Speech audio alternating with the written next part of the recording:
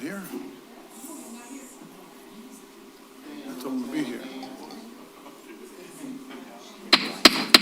We'll call to order the regular meeting of the East Point Community Schools Board of Education, June 10th, 2024 at 6:30.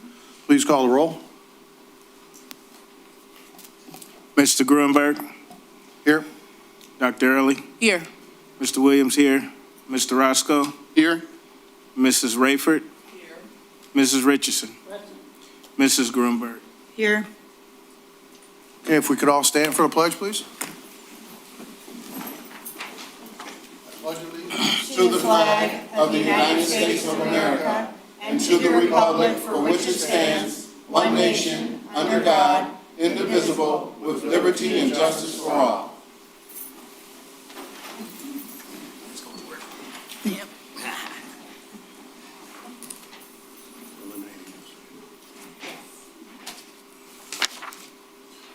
Okay, before we get into approval of the agenda, we'd like to strike one item. That would be under human, actually, we can strike all the human resources, right? We can strike C. Okay. And then we'll just have 10 right after. Okay. With that, is there a motion for approval of the agenda? Place forth a motion to approve the agenda in its written form. Support. Please call the vote.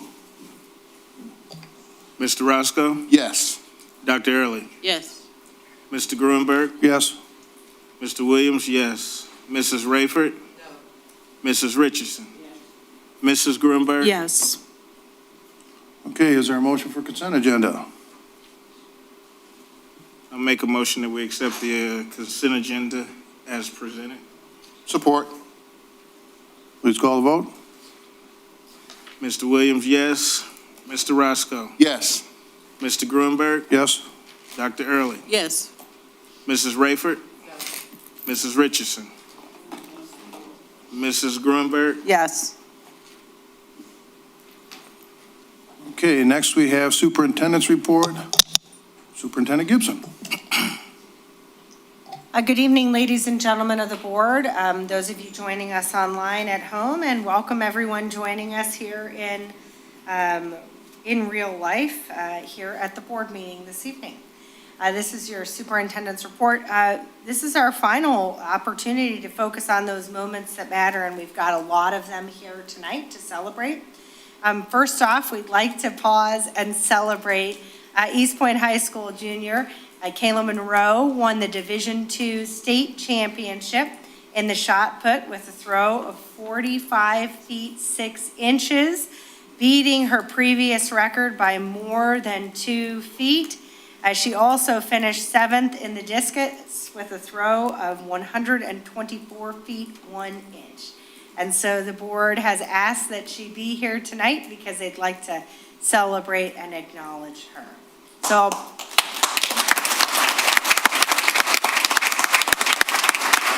I'll also pause because I don't know that the community knows, but the board president is the biggest fan of this young lady that I have ever seen, and took the time to even go watch her perform. I was getting real-time text messages, updates with every throw, hanging out with the family, and we could not be more proud of your accomplishments. And we are so grateful. So after the superintendent's report, we'll pause because I also hear that there's some other things to give to you as well this evening. They were already done. We're going to do the recess. Okay. Well, you just keep me in line, board president. Congratulations again. Congratulations to the class of 2024.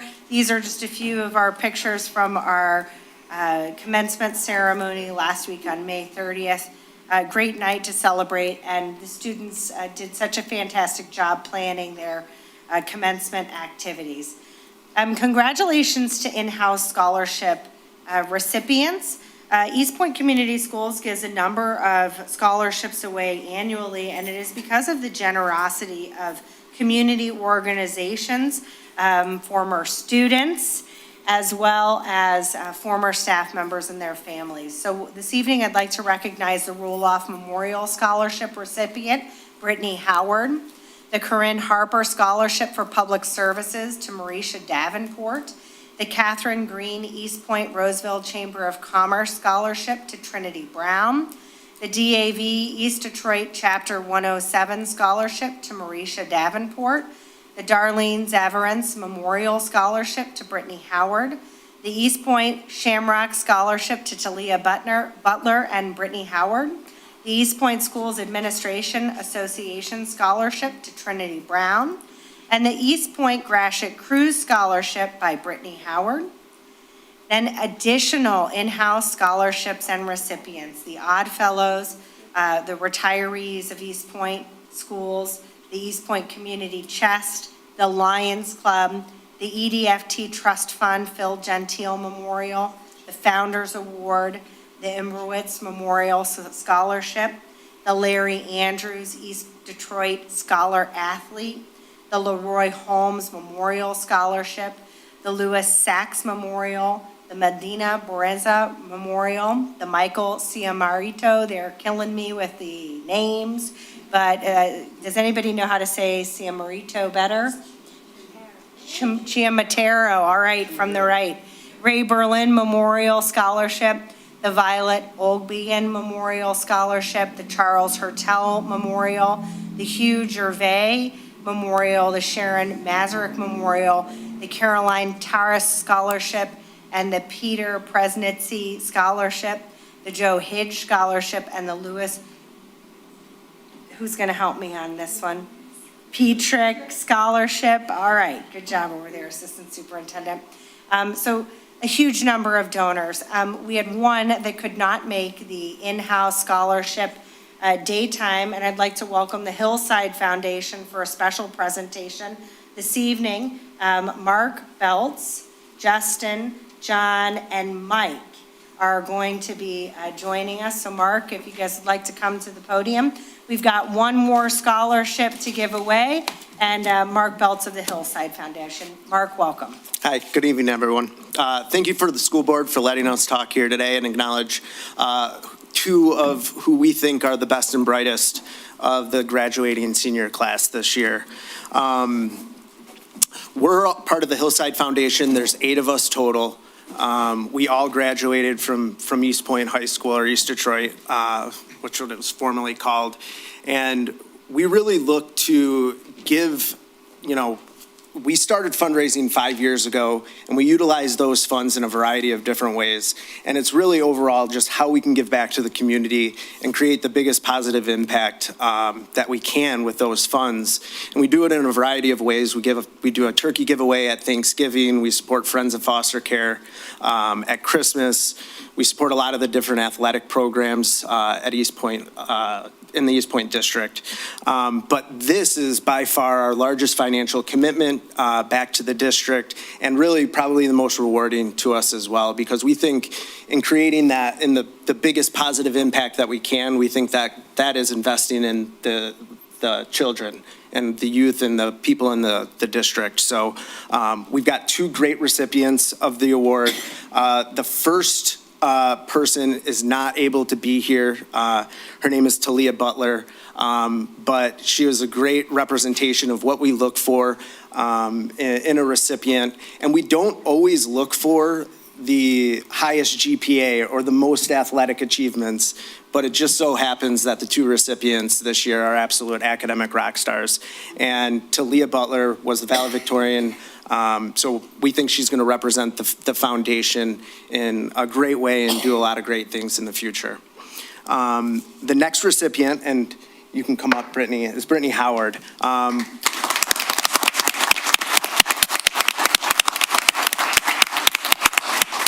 We see Brittany's name up here a lot for obvious reasons that we'll go through. And we'd like to award Brittany with the $5,000 Hillside Scholarship.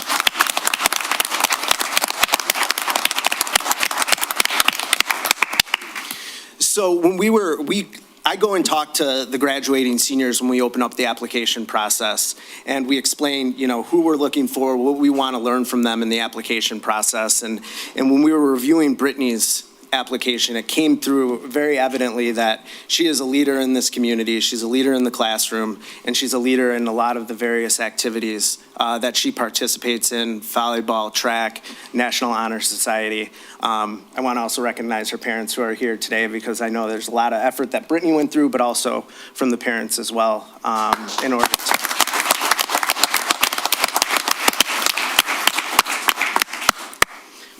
But some of the things that were consistent, and when we talk to people and we talk to teachers, we have referrals that people need to submit to apply for the application. And it was, everybody talked about her character, her work ethic, just strong morals. And we think that she's going to do great things, and will do a lot of great things with the money that from the scholarship. So thank you for letting us be here. Congratulations, Brittany. Congratulations, Talia. Thank you, guys.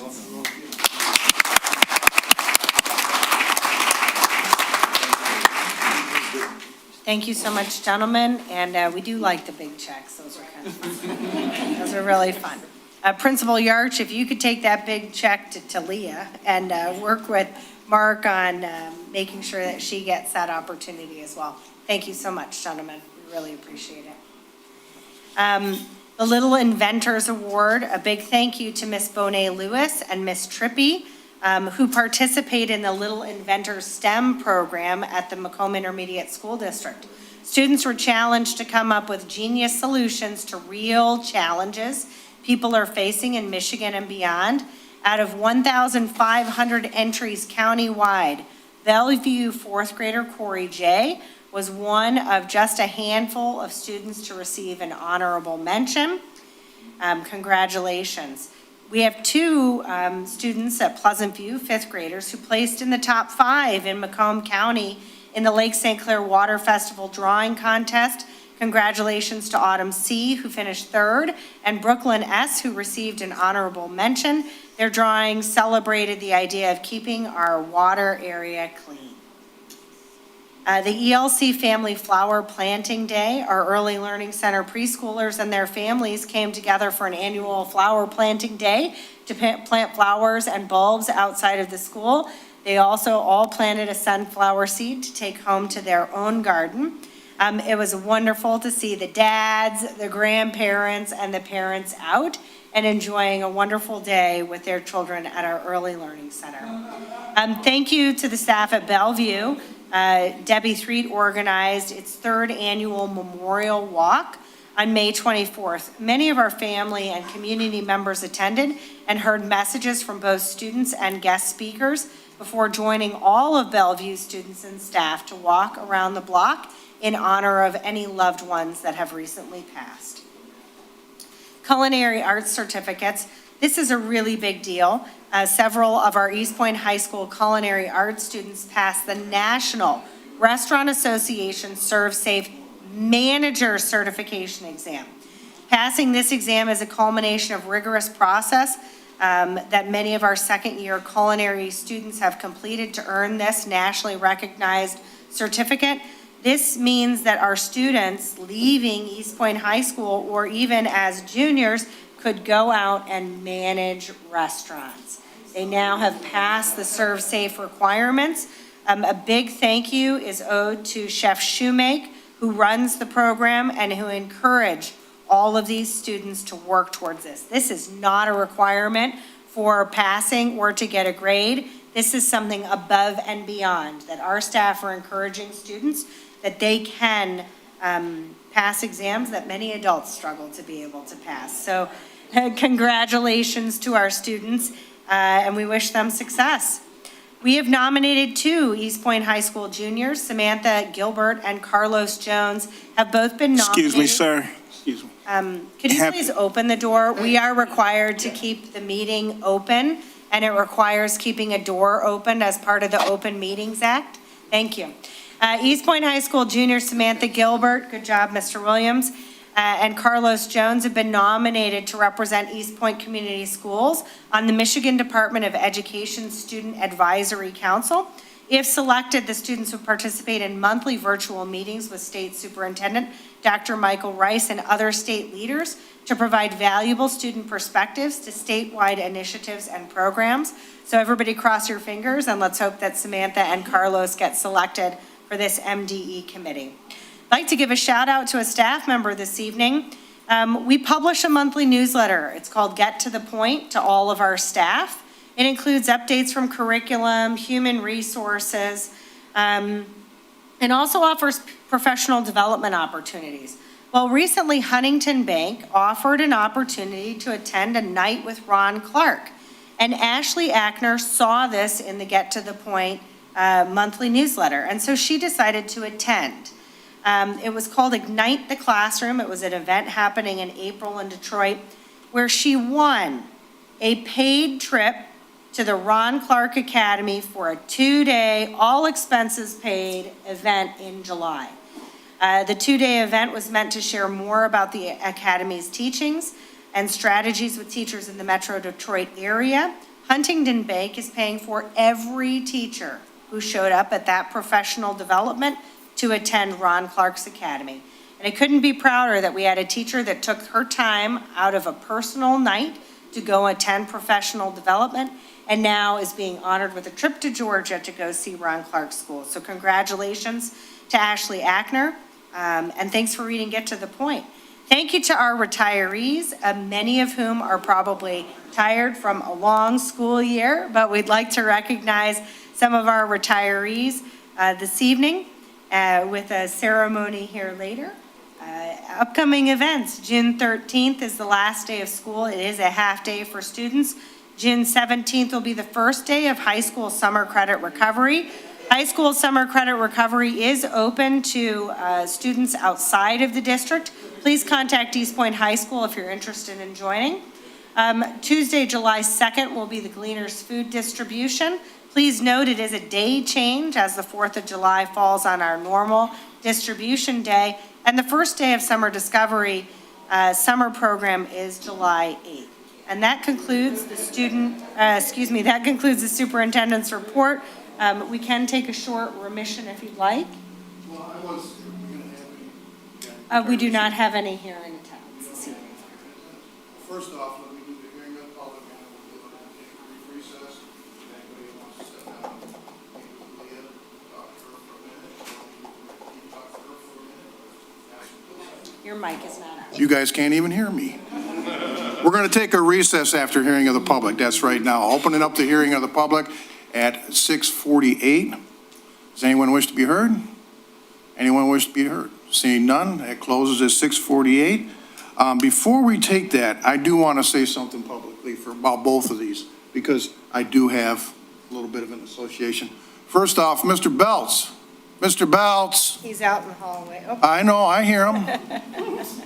Don't you have a big event? Can you step up to the mic, please? Don't you have a big event coming up soon? And are you still accepting people? Yes. Okay, please. So, You forgot to mention it, a golf outing, right? yeah, sorry, I'm not in marketing, so. We've got our annual golf outing. It's open. There's still spots available. It's July 20th at Cracklewood, and I believe we tee off at 8:30 in the morning. But it's a lot of fun. It is only for fun. It's not competitive. I am a good golfer. These guys all are really bad, so it's just for fun. So it doesn't matter skill level, talent. If you've never golfed before, if you just want to hang out at a tent or hang out at the clubhouse, everyone is welcome. So it's a great event. We have a lot of fun. Thank you. Thank you, Mr. I Grunberg. just wanted to make sure to do that because you're generating the funds that are getting to our kids, so, Yeah. from that, so I wanted to make sure you had that covered. And there's a lot of other Oh, I opportunities know. through the year as well. We do the turkey giveaway. If it's all open for friends of foster kids as well, where we adopt families and we we adopt the kids and provide them Christmas gifts for over Christmas. So that's a big one that we do as well. So there's a lot of different opportunities. Follow us on Facebook. We are the Hillside Foundation, and we post. Really, Facebook is where we're most active. Okay, thank you. Thank you, guys. Now, on to the second one. Kalia. What can I say? I have to tell you a little story. I mean, I want to say this publicly before we recess. I'll talk to her some more about some other things. But when I first saw her, it was at Clausen, which was the MAC meet, right? Right, the MAC meet. Okay? I was never involved in the throwing or any of that kind of stuff, okay?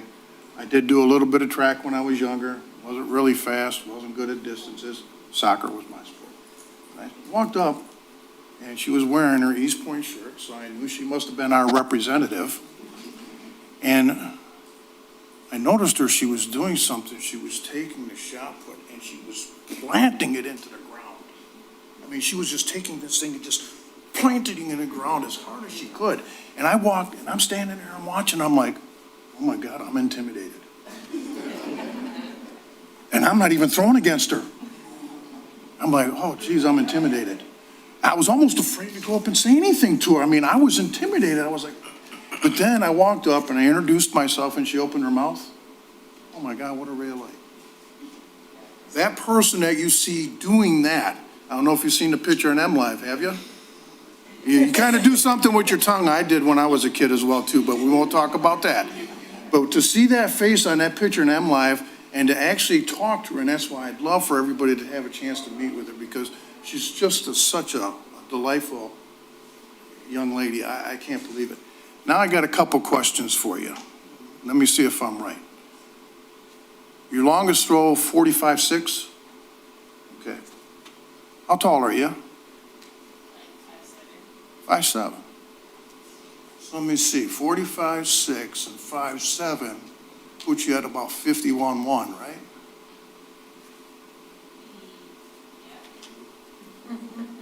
Depends on what you're trying to do. 51 feet, 1 inches that ends up being, right? If you add the height and the distance, If the distance and the height together. But we trying to figure it out. Oh, I'm sorry, I forgot to connect the two. If we connect your longest throw with your height, that ends up being 51.1, right? Yes. What's the state record in the shot put?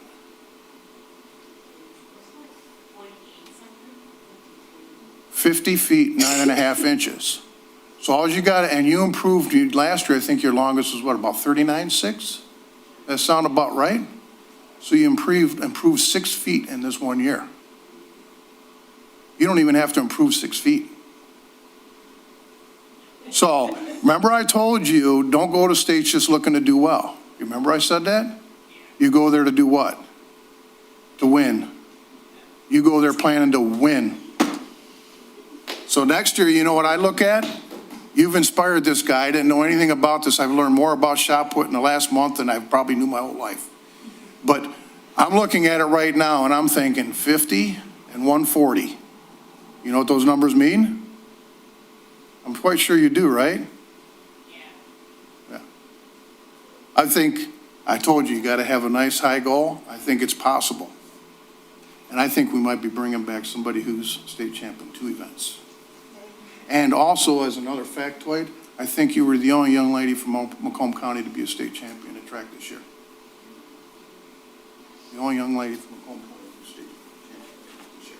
All divisions. All divisions. Okay, time for about a 5-minute recess, please. Go ahead, say hi to her. Have her show her in. You got to show that.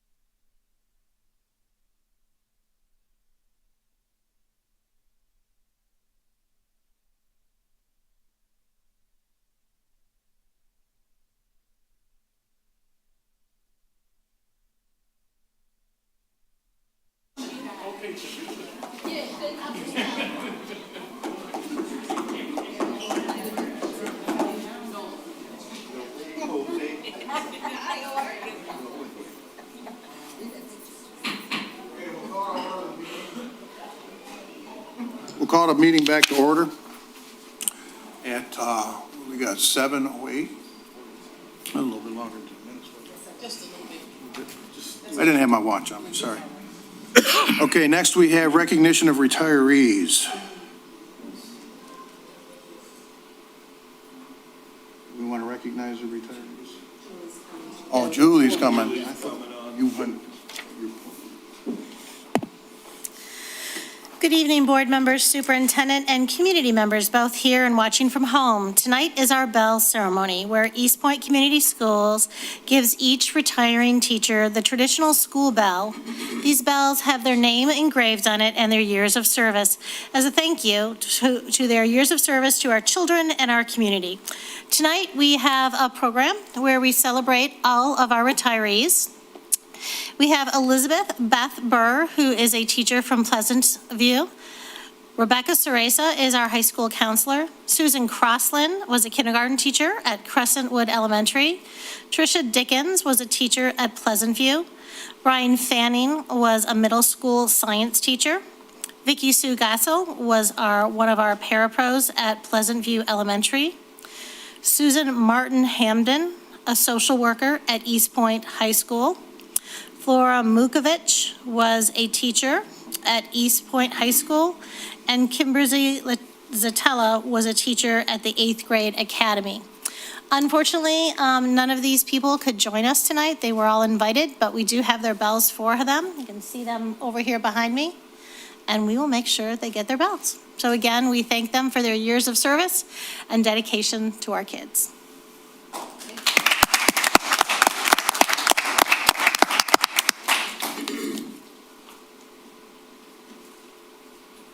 Okay, next down to discussion action curriculum 4.5. That's me. Sorry. A lot down here tonight. Good evening, Board of Education and Community. Per Section 380-1278A of the revised school code, Michigan requires students entering 8th grade in the year 2023 to complete a half-credit course in personal finance that meets subject area content expectations developed by the Michigan Department of Education and approved by the State Board of Education to be completed by graduation. In response to this requirement, East Point High School's administration, counseling department, BTN, and the curriculum department met throughout the year to update and revise the course handbook for the 24-25 school year. Using guidance from Macomb County ISD and other district input, we are presenting the course book for the high school to be approved tonight with the addition of a 0.5 credit personal finance course that will operate in conjunction with our economics class as recommended per an option by the State of Michigan guidelines. Other changes that are included in our handbook are updates in the CTE course titles to align with the approved pathways, including welding, updating language, titles, and course names for accuracy with current offerings, and including language from our strategic plan work for the vision, mission, and the graduate portrait. We are asking the board to adopt the handbook as presented tonight. Is there a motion to adopt the handbook? Place for a motion to adopt the handbook. Support. Questions, comments? It's just a comment. I really think that this part is very essential and important for our students these days. Depending on how it's taught and how it's received, I think it's a great addition to what we've been doing so far. Yep. Anything else? Comment as well is because when I looked in there and I saw that they were adding economics or giving us finances, that was very appropriate for the age that we're living in, and this is what they need. This is what they need. Any others? Please call the vote.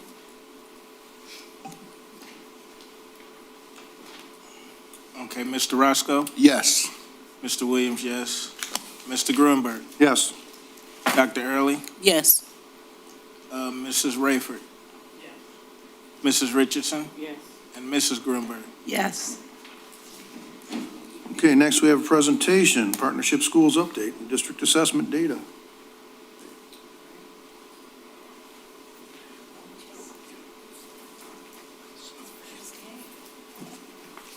All right, good night, good evening. Good night, a little early for that. Good evening, Board of Education Community. Tonight, we are bringing forward an update on our partnership agreement and our partnership schools update, and in addition to our benchmark assessment report. So joining me tonight is Lisa Petrella, who is our curriculum director. There you go. I knew it was wrong. I'm going to kick it off just with an update around our partnership schools and as it pertains to our MyKIP and strategic plan. This year, our district action teams have been working in a series of meetings to identify key performance indicators around our activities, to progress monitor the activities that are aligned with our strategic plan goals in all 5 areas. And these have really become our roadmap for how we operate in our district and the decisions that we make. We have embedded those, the strategic plan into our MyKIP, in addition to our CSI school goals. And that has actually led to a really clear target outcomes for our MyKIP process. And our MyKIP process is a school improvement plan for all of our schools.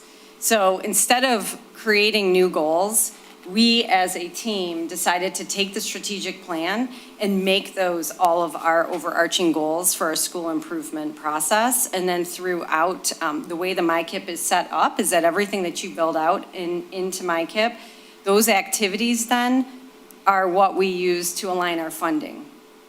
So it is a very clear and transparent plan that is completely aligned to the strategic plan that we as a community have come together to design. We've also embedded our CSI goals, and we apply that to all of our school goals because we wanted to make sure that we were vertically aligning the work that we're doing in our district. And we're really proud to say that our MyKIP plan, and it's a very big undertaking. It's taken a few months to really put together, and it's going to take us some time over the summer to update our progress notes. So it's a big undertaking, but our MyKIP plan was actually recognized as a county exemplar. So our ISD and the work that we've been doing this year with our ISD, they have taken the work that we've done and they've been using it as a template and example for other districts to, and how to do their strategic plans and their MyKIP process. So we're really proud of that work because it was a lot. And I really credit our team for the collaboration that they've been doing. We will be working this summer to update progress in all areas in MyKIP, and there is an October 7th deadline. So we aim to have that finished by August. We're not going to wait till October, but that is our goal. And then through regular data meetings with administrators, we are actually showing progress in all of our interim targets in all areas. So I host meetings with our administrators periodically throughout the year, and we call those our performance management meetings. We have our final one this Friday, but through those meetings, we identify the progress areas and then also the areas of opportunity and where we need to focus for our next steps, and then we continue to revisit that throughout the year. So we're really excited to be able to bring forward some data for them on Friday that will show progress in all of the areas that we've identified for our goals this year. Our 18-month review for our CSI schools is coming up on November 18th.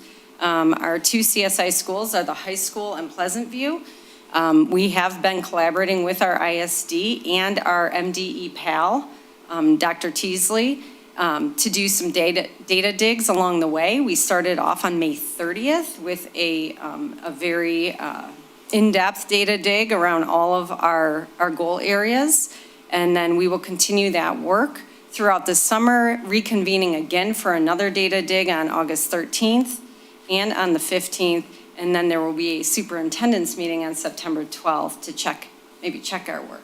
But that's the work that we'll be doing. Principals do join us in those collaborative meetings, but we kind of do all of the interim work as a team. On the right, you see the 18-month interim target benchmarks. They're kind of tough to read, but essentially they're identifying meeting or exceeding their ELA and their math state assessments. So we shoot for 1% meet or exceed proficiency on our state assessments in both math and ELA. School attendance increases of 1%. Graduation rate increases by 3%.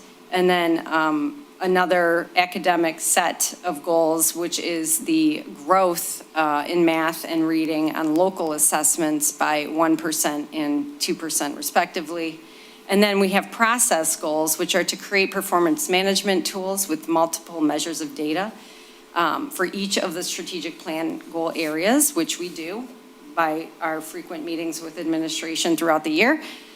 Selecting committees called action teams with 2 area champions for each of the 5 areas, and those committees refine strategies, identify KPIs or key performance indicators and activities for all 5 areas for year 1 implementation, which we have done.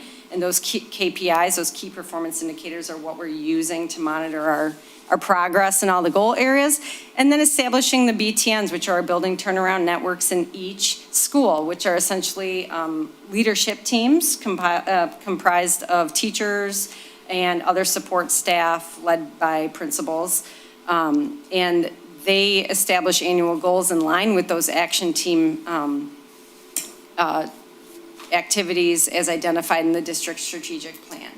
So we have done a tremendous amount of work in those process goal areas. So we're really, I think, doing a very good job in those areas.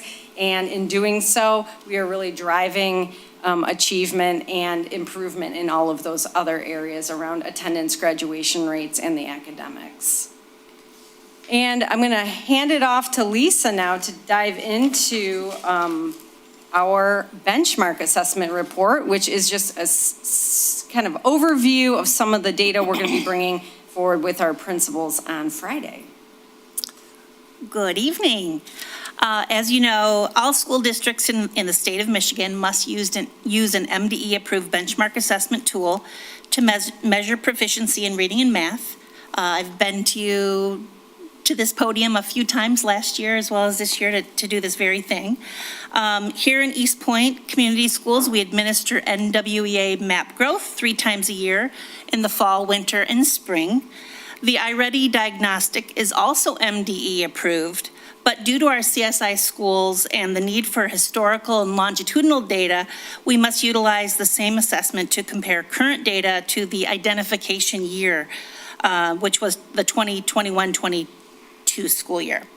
Per law, this data that I'm going to be sharing tonight will be shared with the MDE and also posted on our transparency link on our website.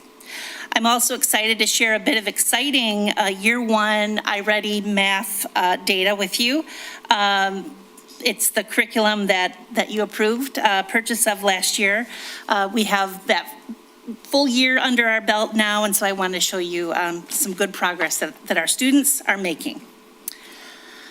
So our first slide has the NWA map growth for math. The chart shows the K-12 increase in RIT scores from fall to spring for this school year. May I point out in the final column there that we had positive growth in every grade level this year, which is awesome. The bar graph you're familiar with seeing, the one on the top, it graphically shows that gaps are closing. Really nice job in the 2nd, 3rd, 4th, 5th grades as well as high school. Just to refresh your memory, the diamond represents the projected growth. The blue bar represents the observed growth for each of those grade levels. Next slide is showing the same for reading. Again, all positive growth with the exception of 12th grade, they maintained. There was a negative growth they maintained, and I'm sure it was in the midst of some senioritis and things like that at the end of the school year. But we're proud of that data slide as well. For elementary, if you could go back. For elementary, the trends, remember, are before we implement our K-5 ELA curriculum.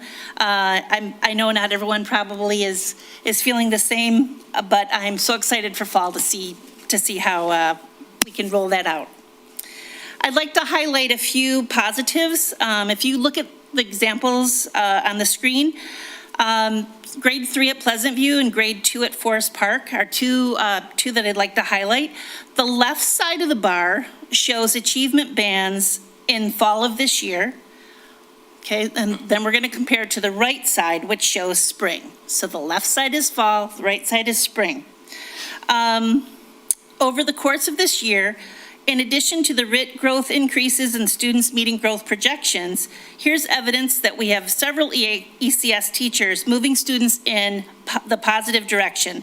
To simplify, if you look from fall to spring, we have less red, which are those lower achievement bands, and more in the blue, green, and yellow. So that would be two examples in math.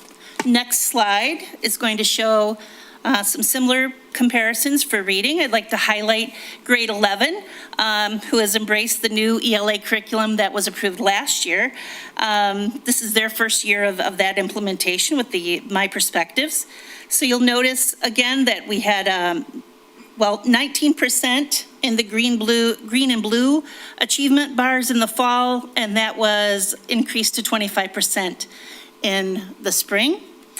And Pleasant View, 4th grade, also moving in the right direction from the 24th percentile to the 30th percentile overall. So finally, for NWA, I wanted to circle back to some longitudinal data that we looked at the very start of our strategic planning. If those of you who are involved in that, you've seen probably this slide, if you can remember back to, I guess it was last fall, when I first came aboard, but I added the last spring and this spring, and I just wanted to point out, the gray column on the right shows our spring observed growth, which we saw on a previous slide, but again, it's all positive last year. And on the left side of this, you can see the previous years, starting with 2019, and notice that over the years, we've had some negative growth in certain grade levels post-pandemic. And we're getting closer to some of our pre-pandemic growth numbers. So we're addressing learning loss, which is an issue not just for East Point, but it's nationwide and some would argue worldwide, right? Our next slide shows math. On this slide, I'd like to remind you of all the things. Well, actually, you can move forward there. Same for math. On the next slide, I'd like to remind you of all the things we have in place to close learning gaps and to address that pandemic learning loss. We know we need to stay the course and stay committed from the high quality resources for Tier 1 that we've adopted. So students can achieve that year's worth of growth in a year's time, to the extended day, extended year opportunities, the Tier 2 and Tier 3 interventions that we offer during the student's school day for that catch-up growth, which is so important as well. We have the people, we have the resources, and we're ready to go. We also realize the importance of providing professional development and support all along.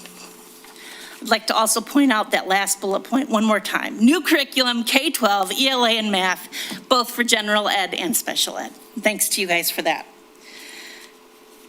All right. I know this presentation is really supposed to focus on NWA, but again, I'd like to sneak in a tiny bit of iReady data tonight. This is our first full year, as I mentioned before. We're excited that we're seeing some gains in typical growth for fall to spring. We are still working on that stretch growth piece with our students to get our kids to grade level, but this data is undeniable. It is definitely working. This picture has a key at the top. I know it's a little bit hard to read, so I'll go over what the colors represent for you. Striped green is middle or above grade level. Green is early on grade level. Yellow, 1 grade below grade level. Red would be 2 grade levels below, and if it's striped red, it's 3 or more below. This data includes all students, both gen and special ed. The bottom line, if you skip down to where it says Fall 2023, depicts the student placements in the fall when they first took the diagnostic or the pre-test, if you want to look at it like that. And we had 61 students, K-8, who were 2 to 3 grade levels below the fall of this year. In the spring, which is represented by that top bar, that red has shrunk to 43% from 61%. So just over the course of this school year, we have students that are moving definitely in the right direction. Still too many students, we all can agree, but we definitely are seeing progress. Also notice the green early on at or above grade levels. Again, that's what that represents. We increased it from 1% in the fall to 17% in the spring. So thank you to our teachers, our coaches, our principals, our parents, and the students themselves for their hard work. It is definitely a team effort. Change is not easy, but in our case, it's necessary, and we all realize that. And we see a promising future. So next steps, intentional planning, deliberate practice.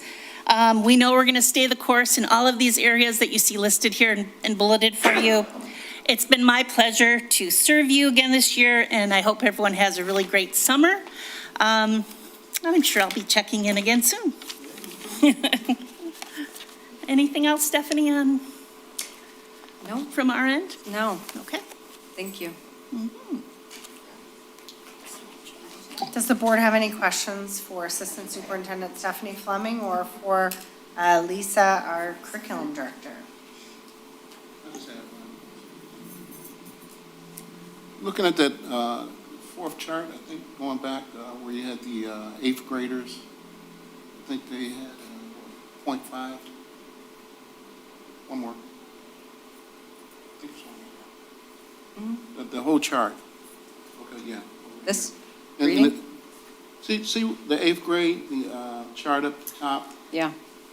The bar graph And with the diamonds. bar graph. And what you, was that a 0.5 improvement? It was a 1. A one? Yep. What is the plan for that? And you're going in the right direction, but give me a little bit. What's your plan That's a moving great forward? question and a good eye. So we had the start of our 8th grade. This year, we didn't have a teacher in place. So we were fortunate enough to have a teacher come in mid-year. He's been doing actually a little earlier than mid-year.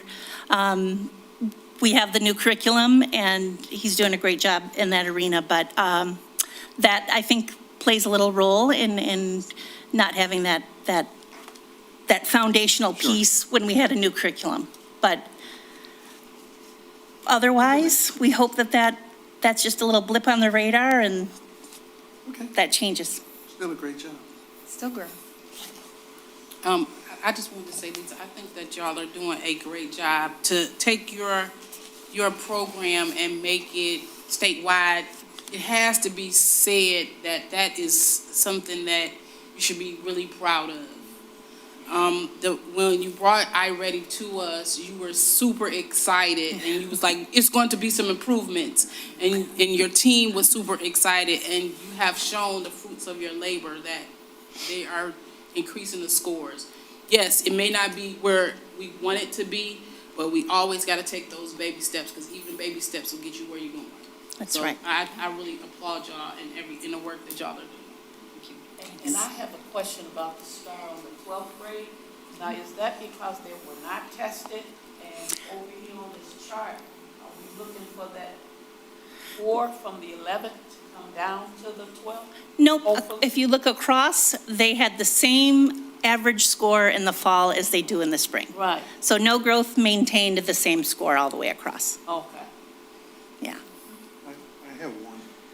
You talked about the 61% versus the 43%. How many students were involved in that? If you flip Roughly- back to that. I get it. Does I don't know, have did the it say the actual students on number of there? students? Students are in small print there. Actually, Stephanie, could you read it? Yep, so the green went from 4 students achieving at mid or above grade level to 80. 16 students started at the 1 grade level below, and we increased up to 118 students were achieving only 1 grade level, so they showed a lot of growth there.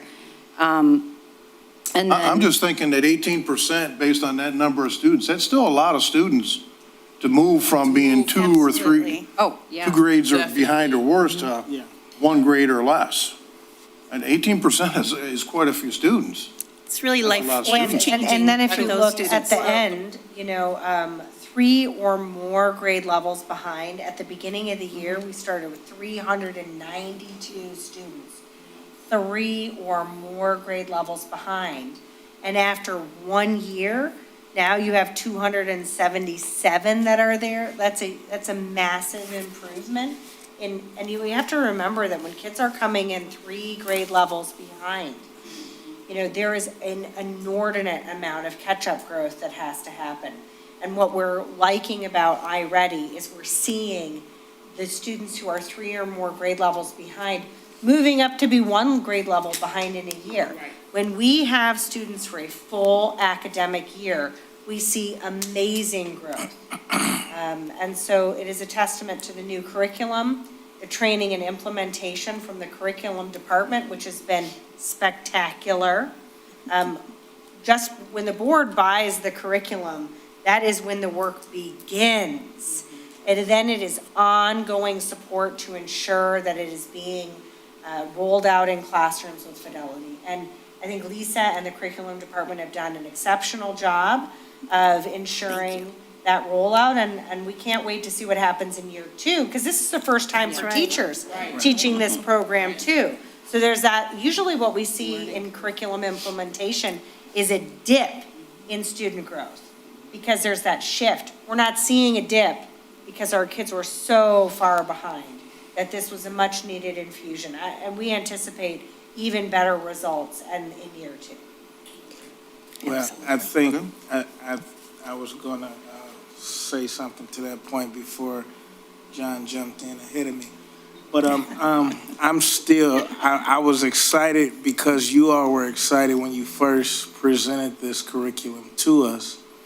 And I'm now seeing the fruits of the labor, and it's even more exciting, like Super said, to see what the future growth holds. So thank you for all that you've been doing. My pleasure. And shout out to our teachers and principals really too, because. Absolutely. And it's been at the lead of the curriculum team, but truthfully, they have bought in. And they are doing tremendous amount of work. To learn a new curriculum is hard, but then to stay with it through all the challenges that it presents. I mean, and our principals have held them to a pace that, while uncomfortable, it has proven it's paying off in dividends, and it will continue to next year. So I really give them a shout out, because it is hard to stay with a pacing guide when you want to slow down and you want to, but they stuck with it. And so I'm excited to see us getting some more traction into next year, because now the kids have gone through a full year and they hit every single unit. And so now they're equipped with those end units that sometimes don't get touched. And so those kids are going to be coming into next year far more equipped and ready to go. And so they'll be able to grab material quicker. And I think that we're going to see even better results next year, we hope. So. Thank you. Thank you. Okay, next item B, we have 1, discussion facility master plan. I asked that the superintendent add this to the agenda, because I think it's time that we start getting going on this. It's too late to start anything this coming school year, but in order to start planning ahead, I thought it was time we started addressing it now so that we can get moving. So in preparation for that, board president asked me to bring back some of the data. I've also asked, Robert Carlesso is our executive director of business and operations. He's available to help guide us, as well as Carrie Weissop, our operations and construction manager, is here as well to be able to help us. Robert and I met with Woolpert, and they are the company that we hired to help lead this big discussion for us and help us look at the data. So in preparation, Mr. Carlesso and I met with Woolpert, and we asked them to help us get this data in a usable way. So I'm just going to quickly run through some of the data. remind everybody, this is about a long-term, a background of our data. This is about a long-term vision. And this conversation is about the board having an opportunity as a group to have a public conversation about the data that we are getting from this facilities master plan. And so I'll go through some of those. Again, this work is grounded in goal 5 of our strategic plan, and the team identified a facilities master plan as part of year 1 implementation in goal 5, which is resources, finances, facilities, and technology.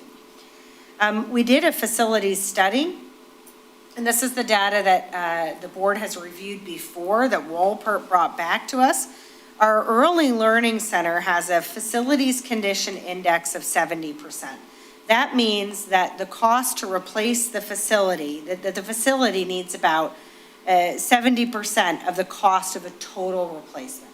So our early learning center is in the most need of improvements in our district.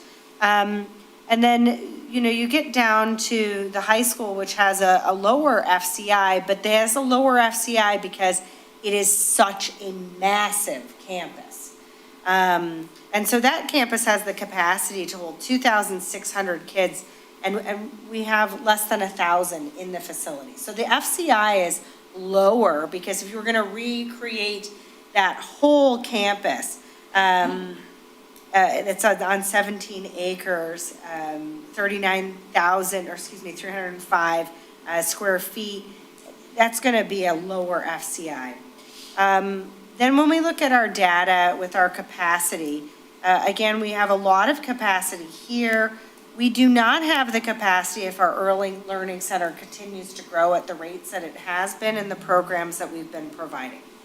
Otherwise, the rest of our buildings are all falling into that 50 to 65% facility condition index.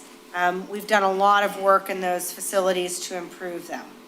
So, of course, my computer is going to try to update, but we have underutilized facilities. We've had a historical declining enrollment, and then our facilities conditions have not been good. We have been putting more money into them. I want to remind the community and thank them that we did not have any mills increase, but the community renewed our bond in 2023 to the tune of about $36 million. We knew when we asked for this first bond that it was just to get our buildings back up to a standard.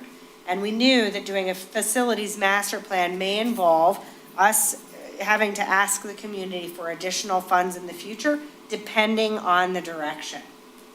So I want to remind the school board that we do have the bond and that we have projects that have been planned, and these are the amounts for each of those. So our investment in our facilities has been at a significantly below standard amount, roughly $500,000 historically between the years of 2014 and 2018. It's even less prior to 2014. That is when the district was in its financial deficit and began the restructuring. But the average should be about $2 million if our historical average increased in 2019, to about $2 million because we had the infusion of a sinking fund as well as some ESSER funds that we were able to reallocate. This is still well below the industry standard, which would be about $6 million annually that we're putting into our buildings. So we have buildings that we had not been investing in improving. We've made some significant gains in those. Most of that work has been occurring at our 4 elementary schools. We've conducted 3 community meetings at the request of some community members. We had added a third, as it was actually our best community input session, where we had the most active parent participation. We got a lot of really great feedback from our families from that meeting. And so then we were presented with the option summary matrix by Walpert. And again, the company proposed a myriad of choices for us, and these were designed to test us, to have tough conversations. So we had option 1 with major renovations that would take us to a pre-K 5. and a 6 through 12 unified campus. Option 2 would keep our early learning center, but know that we needed major renovations or a rebuild. 3 to 4 elementary schools with a major rebuilds, close the middle school, and then develop a 6 through 12 unified campus. Option 3 was to close the early learning center, renovate our pre-K 5 buildings, renovate a middle school, and then a 9th through 12th grade. Option 4, close the early learning center, major renos on pre-K 5, major to moderate renos on 6 through 8, and then a 9th through 12th grade staying together. Option 5 was to basically keep everything the same as we currently have. And then the costs for each option were outlined below.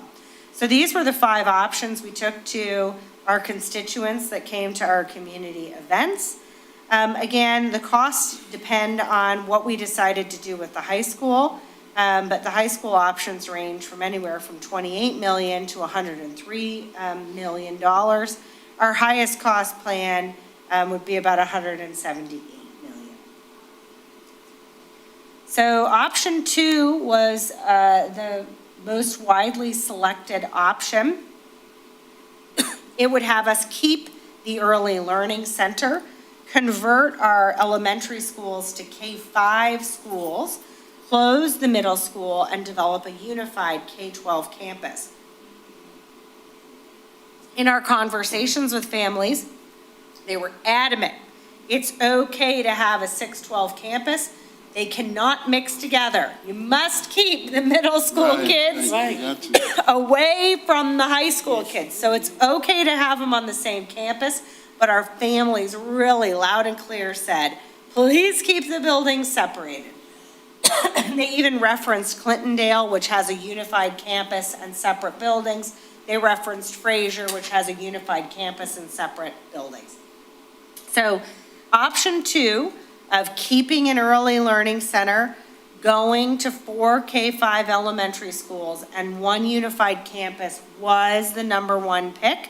When we look at the data of the community meeting results, option 2 was #1 with option 5, the keep everything the same plan as being the second vote getter, and then option 4 being the third. And so just kind of go back to those so that the board knows. So option 2 was early learning center, keep 4 elementaries, K-5, and a unified campus was #1. Option 5, keep everything the same, was the second vote getter and is the more expensive option than option 2. And then option 4 was the third one, which closed the early learning center, went to pre-K 5 for our elementary schools, kept a middle school, and then kept 9 through 12 to be determined. So, this plan would have us consider a bond. If we decide to go with option 2, we would need additional funding to improve or rebuild an early learning center. And we would need to do massive renovations or develop a plan about where to put our unified 6-12 campus, whether we, improve the existing facility. Parents were also very clear about that high school campus that they want the high school children out of downtown East Point. Parents said that one parent I remember said, there's bad juju, at that campus. So that is something for the board to discuss. The long-term facility plan would involve the board answering some questions if we go with option 2 on the following items. 1, we would have to then figure out what we would like to do. If we'd like to keep an early learning center, is it on new shared site with the unified 6-12 campus? Because we could then develop it and connect it to a CTE program. Do we repurpose a building in some way? So we've got to make some decisions about that. We'll need to establish a timeline about going to K-5 schools in that. The new 612 campus, we would have some things to talk about. If we want to get it away from downtown, do we try to get Memorial Field from the city and build there? Do we stay on the current campus and renovate? We also have vacant property at Warrendale. So I think that what we need to do is set a direction that we agree to have a 612 campus, and then I don't think that there's an easy decision about where it goes. I think that those will be conversations we'll need to have over the next year. Then the middle school, if we went with option 2, we would have to determine when we would close that middle school, how we might use that middle school campus as a swing plan for how to get to the long term. We do know the current middle school could house the entire high school population. If we chose to do major renovations to the high school campus during the school year, it would lower our costs to be able to work all year long instead of only in the summer or only at a break. And then the high school, we need to make some determinations about the campus. Will we keep the campus and do major renos? Will we keep the legacy portions of the high school, such as the auditorium, the entranceway, the pool, the gymnasium? Will we demo parts of the high school campus that have not been invested in and are in a state of disrepair? And then we have the conversation about what to do with the central offices that are currently located at that middle school. So lots of decisions that we need to make along the way to get to option 2. So I have a few more slides that we can talk about, but I'll just share them briefly, is that, in the interim, we would need a plan for what we do first and then how we plan. So I know Board President has also prepared his thoughts, and a number of you have thoughts about where we will go with this long-term facilities plan. Board President has given you some of his points in a handout that you have. And then we'll need to make some determinations as an organization about what to do with facilities that we might close. We could choose to sell to the city to repurpose property. We could develop an innovation center. We could use for virtual academies. We could become a landlord to community agencies and have tenant space. We could use for homeschooling families. That is an untapped market in our area, or we could explore non-traditional capital funding strategies. So those are a few of the talking points that Robert and I put together for the board's discussion this evening, but I'm happy to turn it back over to you, Board President, to kick it off. Okay, so I told you all in a text that I was going to prepare something and have it at the table, and I did, and I encouraged anybody else that was interested in doing so, fine. If not, we could use this, this is purely as discussion. This is not like me trying to impose my will on anybody. This is just a starting point to think about. And if I'm correct, we didn't have the data. I think that's the first time I saw the data as how the parents actually felt. That is about the different plans. we did share that data at the last full presentation, I believe. It's possible, but I didn't remember it. Maybe I did subconsciously, because I think a lot of what I have down here is similar to a plan that they have up there. And I didn't do that. But if you want to take a second to look at this, and you can kind of see it, and then I'd like to highlight how I came about this so that you'll understand, what my thought process was. Could we go first and then you come behind us? Sure can do that if you'd like. Go ahead. I Go have ahead. questions for Carrie. Okay. You going on? Okay. I was considering, I thought about it last few days, about centralizing the various schools based on geographics and population. Am I in? Uh-oh. Okay, I'm looking at my notes and trying to talk to you. Sorry about that. So, and it's not a suggestion, it's just my thought.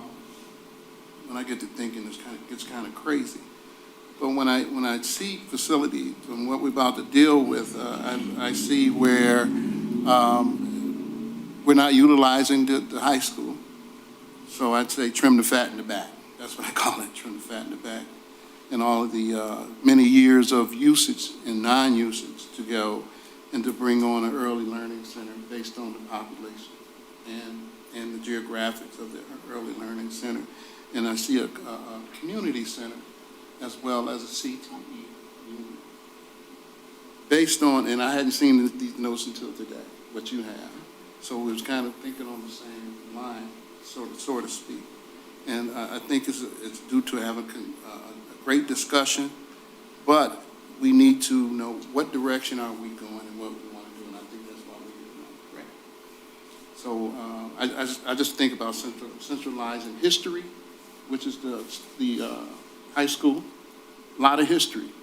So if it's a win-win situation, reconstruct that history. That way the seniors still have their history back in the day. And then moving forward into the future, we can also offer that to our youth aboard. And I understand we have a waiting list for the early learning center. So that growth, we want to capitalize in that growth based on the population. Then I'll step out. I just want to clarify one thing. I am not looking to get any kind of consensus here as to the direction we're going here. No, this is just all for discussion, open discussion here, so we can get our thoughts out. And then I'm hoping that in a couple weeks is when we're going to try to reach some consensus.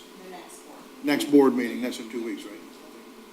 So that's what my thinking was, is just to get this out on the floor. Let's This start conversation, yeah. talking. Okay, so I think, Ms. Grunberg, you're next. Wow, he's never called me. Anyways, I had a question for you, Carrie. Oh, you can sit. You want to just stand? Oh, If you want. He needs to act. All right, I guess you got to get back up. I'm sorry, Carrie. As far as the early learning center, I would eventually, you like to see a new one too, maybe at the high school or where the old high school is, but that's another story. The current ELC right now, if we only put the air conditioning in that was planned, because I think that's already done and paid for, right? The air, do we know? Not at early learning. No, not at the early learning We center? have money for it. It's in the bond, but no work at the middle school, high school, or early learning has been spent out of bond funds. Just our 4 buildings so far, those elementary schools. Would that early learning center stand up for a few years while we are building? The thing that needs the most work right now at the early learning center is the parking lot. Right. Other than that, it's an old school that has not had any renovations. If you've seen what we've done in the 4 the 4 elementaries, they're phenomenal. They're really coming up to modern standards. And after we get done with the 3 with the HVAC this summer, the air conditioning will come on in the 25, along with Pleasant View, which will finish off those 4 buildings. And those will be up to par. They are going to be beautiful. So, My question still is the same. yes. Outside of the parking lot, you If can we got support, the the building could parking be lot supported with what it fixed, is it right would now. still be usable while we did everything else we were doing right, because I would hate to see the early learning center broke up into 4 different schools, that kind of thing. They need to stay together. It can be I think supported, that's part of the community, all the kids are together. it can be you know. supported for a few years, but you got to remember, it's been 10 and a half years or 11 years since the last time this Right. Board of Education approved a bond. This bond is only doing a temporary fix-up because it has not had one. Normally, school districts go out not once a year, not twice a year, almost back-to-back, and what you're going to have to do also, I believe. So early learning center can support as long as we do something with the parking lot for a few more years. I would agree with that. So in your opinion, would it be better to get the air or the parking lot? Parking lot. Would that be our money? It gives you a little bit more spent? time to make some decisions on your reorganizational plan also. But you got to realize that the bond is limited to how many years you can keep it going. You have to finish off this bond, I think it's 27, if I recall. So it's a 3-year bond. We're finishing everything up in 27.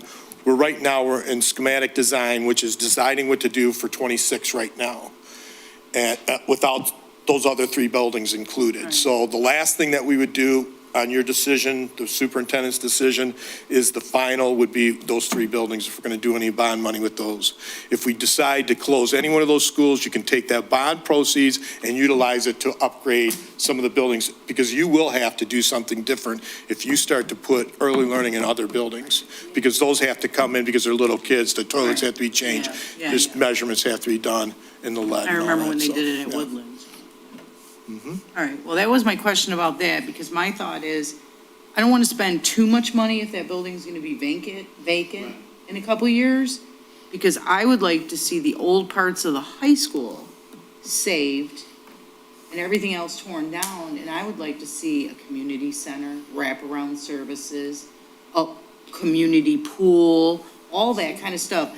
If you want to move the early learning center there eventually, yeah, it's in the middle, but I just want to make sure it's going to be okay, for a few years, through that process. To build on your desire to keep the early learning center together, Principal Valerie Jens ran an input session with the staff as well. And the staff had a very compelling rationale for keeping the early learning center isolated, because there's licensing, and now they even have a whole nother department that isn't the MDE, it's the Office My Leap. So different regulations, different licensing, and a really compelling case for keeping the early learning center a standalone facility, as did a number of our parents who have had very good experiences. And parents like that interim first step, that their child isn't going all the way to the K-5. They like the intimacy that is afforded them at the early learning center. And I think that many of the staff would share your perspective on trying to keep that early learning center intact. Again, I don't think any of us expected a recommendation to close a program that we had been working to build. But Wolpert came in intentionally to ask us questions, to have these conversations. So I appreciated the opportunity to meet further with that staff, but the staff would argue that they too feel the early learning center should be a standalone. That was mine. So then, We'll stay down towards, she had her. Is your microphone on? It was not. Done a lot of thought about this and talking to some people. One of the suggestions that arose was that we close or tear down the early learning center and hopefully engage in the exploration of the county to explore ability to deal with the housing insecurities, which would also could possibly include a community center. Not sure about the pool, because I think the city had to get rid of the pool because of maintenance costs more than anything else. So when I look at that, and I did drive over and I look at the land, there could be, pardon me? Okay. There could, the possibilities there would work well for the city as a whole. And hopefully we could entice some of the parents who are no longer enrolling their kids in East Point to come back. The other thing was possible exploration of including childcare center at any building. That would also help parents who are dropping off kids in elementary school or whatever. So they won't have to travel to too many different places. I'm looking at how we can possibly help the entire community.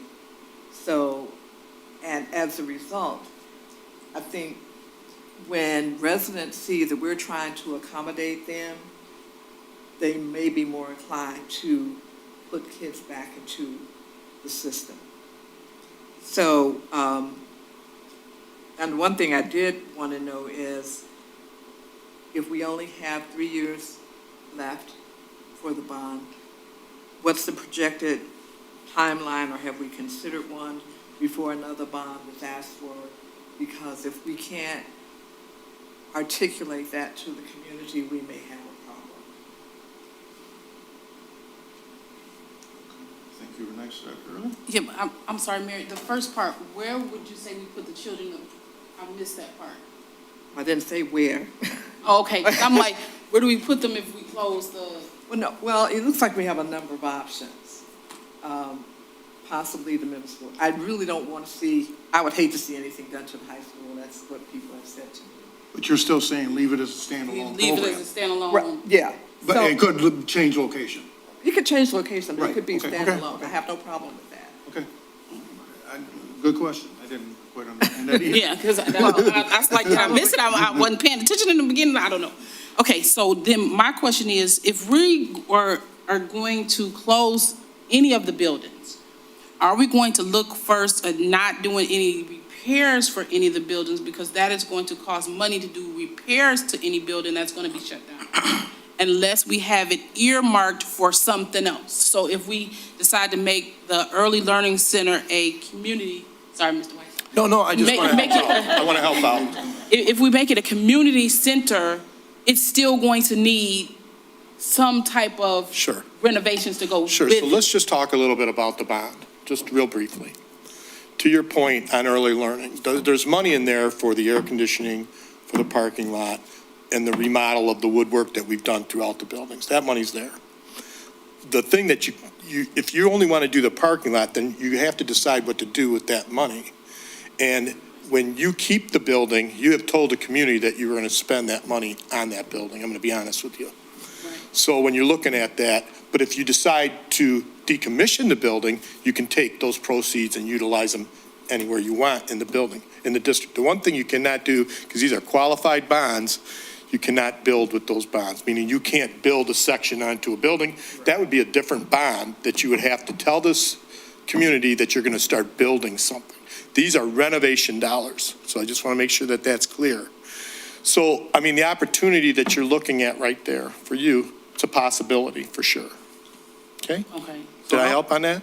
How will we know what's appropriated and what's not appropriated? The superintendent has that information. The Board of Education, I'm sure, saw it at one time because we had to do an application to the state of Michigan and it lays out everything that Yeah. gets done.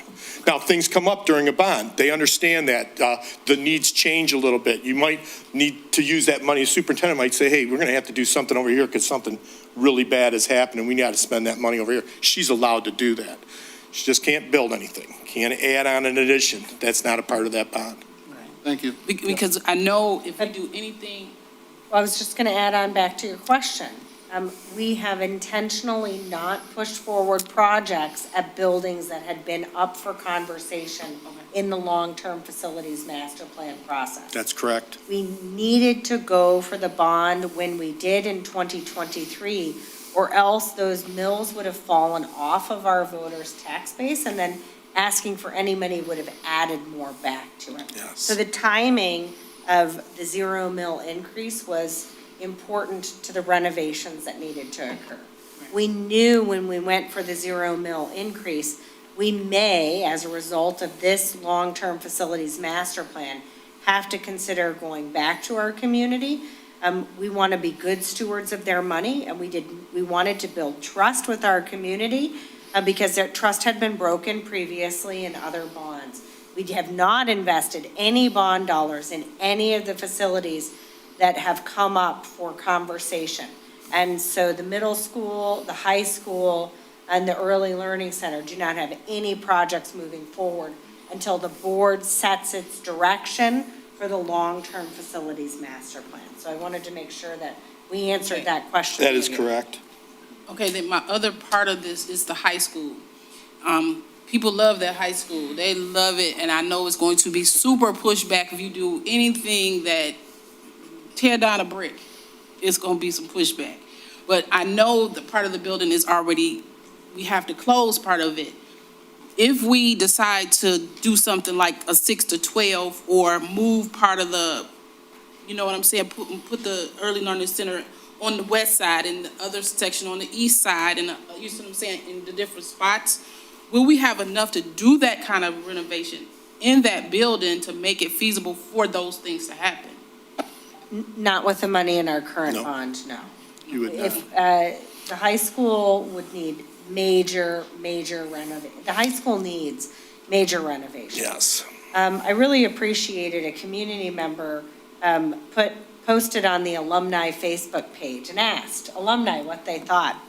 And it was interesting because the alumni came back and had comments like, those bathrooms were the same as when I went to school there 25 years They ago, are. and the bathrooms stunk then. You know, so like, I think a lot of our alumni see that our high school has pretty much remained the same. Ms. Petrella is here in the audience, and I know you graduated from that high school, and much of that high school would be the same as when you attended as well. The classrooms are small, the bathrooms are not well appointed. Is it the same as when you graduated? My too, mom Mr. graduated at Wysop? 52, my aunt was 58. My mom was All my- 52 and yeah, and his mom. 52 it was you go different, back though. in time. I just want to point something 52 out, was though. different. It is, people has the assumption when they walk into the high school, and myself, it's a 1929, the old section. When you walk in there, it is beautiful, the cobblestone, the designs that are on there. But what people don't see, because they can't get to those areas like I can, is the infrastructure is in bad shape. Yeah. The boiler rooms are in terrible shape. The piping is in bad shape. There's a lot of behind-the-scenes stuff that has to happen for that high school to continue as a high school. And the superintendent's well aware that I've taken her to some of these places, and she does not want to go back to it. But I can tell you, when people walk in it, they just have this nostalgic about how it is. Yes. I'm no different. I'm no different because I love the place. But I can tell you this much, if you're going to decide to keep that high school, then you have to decide to go for more money, because that's the only way that that's going to work. Other than what I've been doing with it is Band-Aiding it up. And you see the bills that come through from the high school.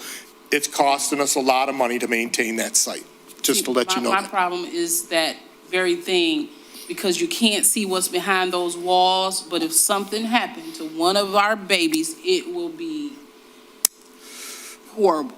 Just not too long ago, on third floor new, the pipe in the bathroom, out of no one's fault, just gave way because it has not been renovated in so long, and it flooded. And, you know, our insurance covered everything. It was nice to know that, but I'm telling you, there's something that can happen at any time in that school. Yeah. And we that's what could probably put about $2 million into boiler repairs and new equipment and still not improve heating and cooling and ventilation. That's correct. And you've been doing a lot to try to do that, and I know we have a teacher in the audience Yeah. as well. And she could attest to the heating and the cooling of that building. It is very uncomfortable. Yep. And it is not the facility that our children or staff deserve to have. The boilers are past their useful life, and we're trying to maintain them, and we're doing the best we can with what they are right now. And, you know, I keep this to my boss and the superintendent, Robert. I let him know regularly where we're at with that building. And the unfortunate thing is you just don't have enough dollars to invest in it.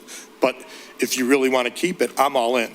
I mean, I would love to spend the money and make that the jewel, because that auditorium is a gem. I mean, you could put a program just in the arts department on that auditorium. It'd be that nice. Yeah.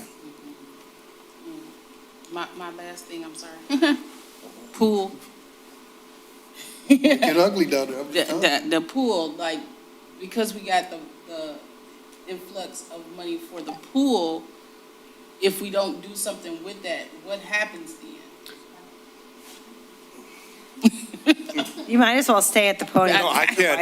That's the last one for you. On the Mr. Wysop. facilities end, Last one. Stephanie does a phenomenal job on curriculum.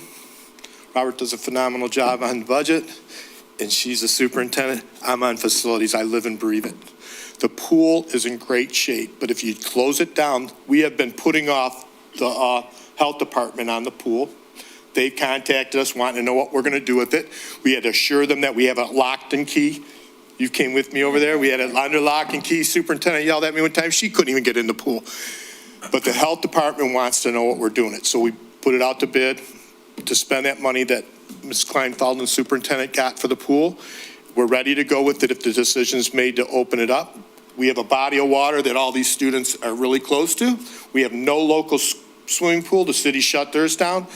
So there's a good good reason to have it, there's no doubt. And as you saw, you were kind of surprised that it looked as good as it did when we went and visited. It's just needs some TLC right now.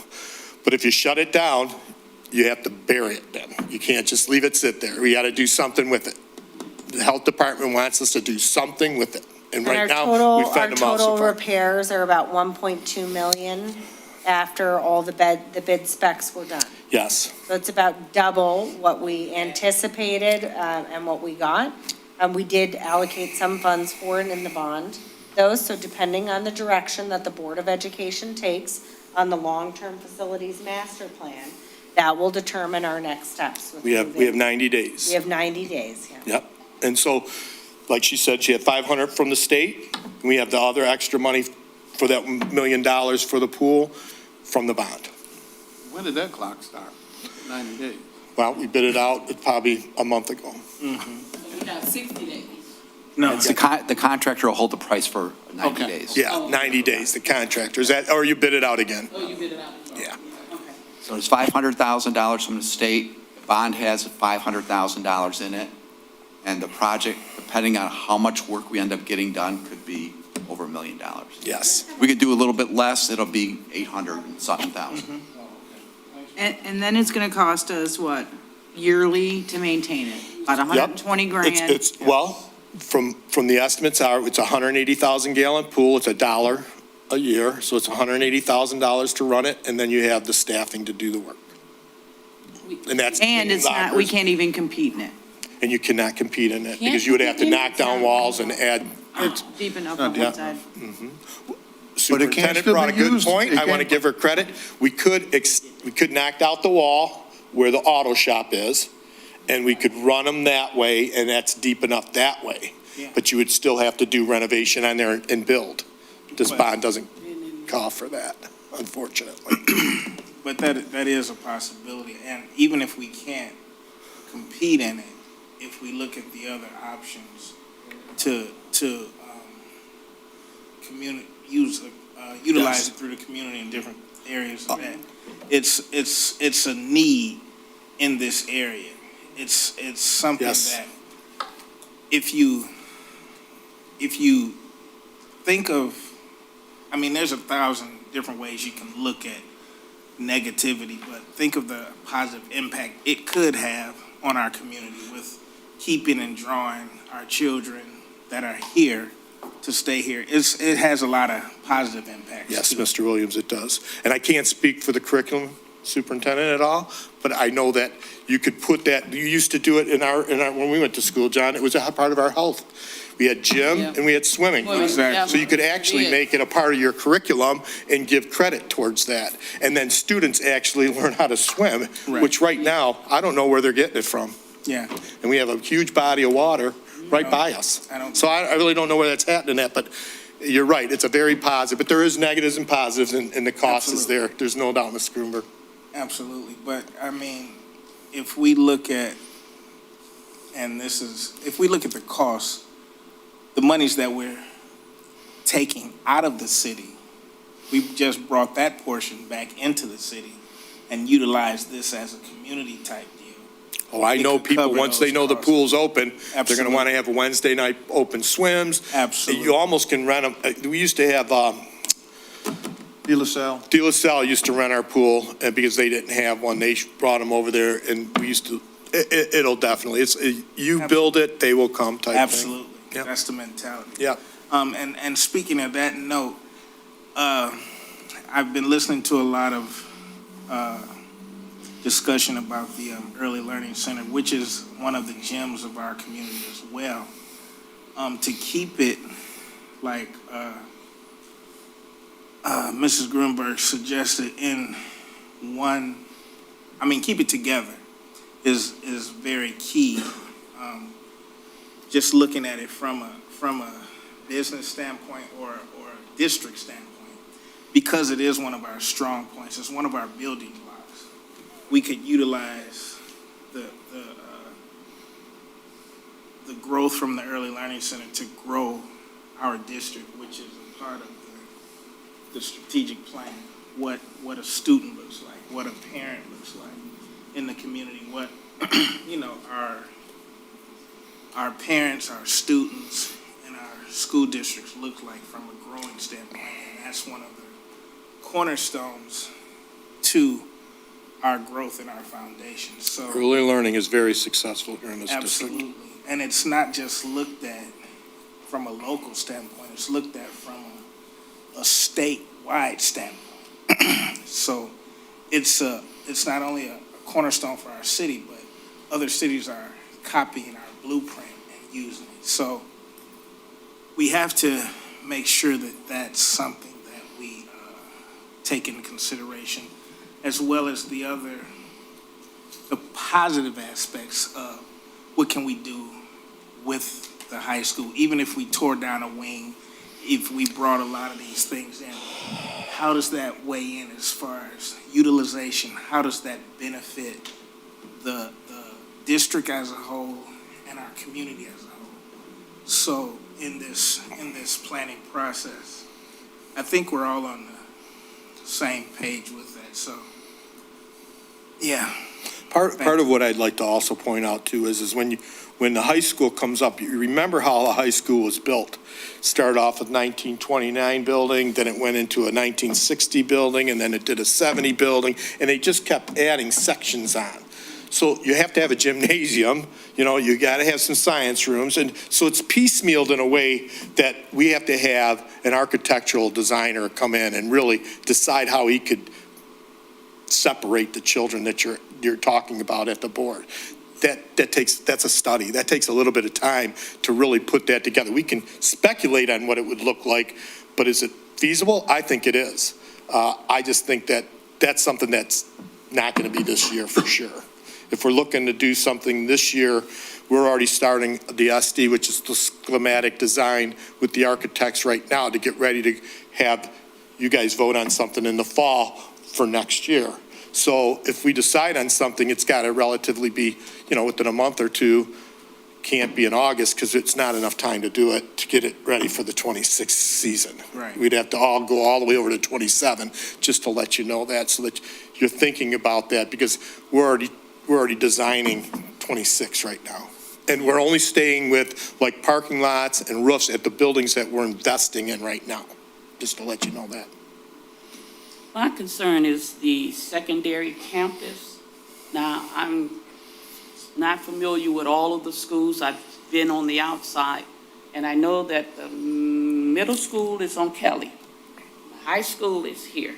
When you say campus, what are you talking about by putting them together? Because 6 to 8 and 9 to 12, it's like water and oil when you put them together. I know you're talking about spaces, but the 6th to the 8th graders, they're, as the old folks say, smelling themselves. They're out there. And then when you compact them with older youth, then you have, you can see it. You can see the switch and the walk and the thing. So to me, I don't know where the secondary campus would be.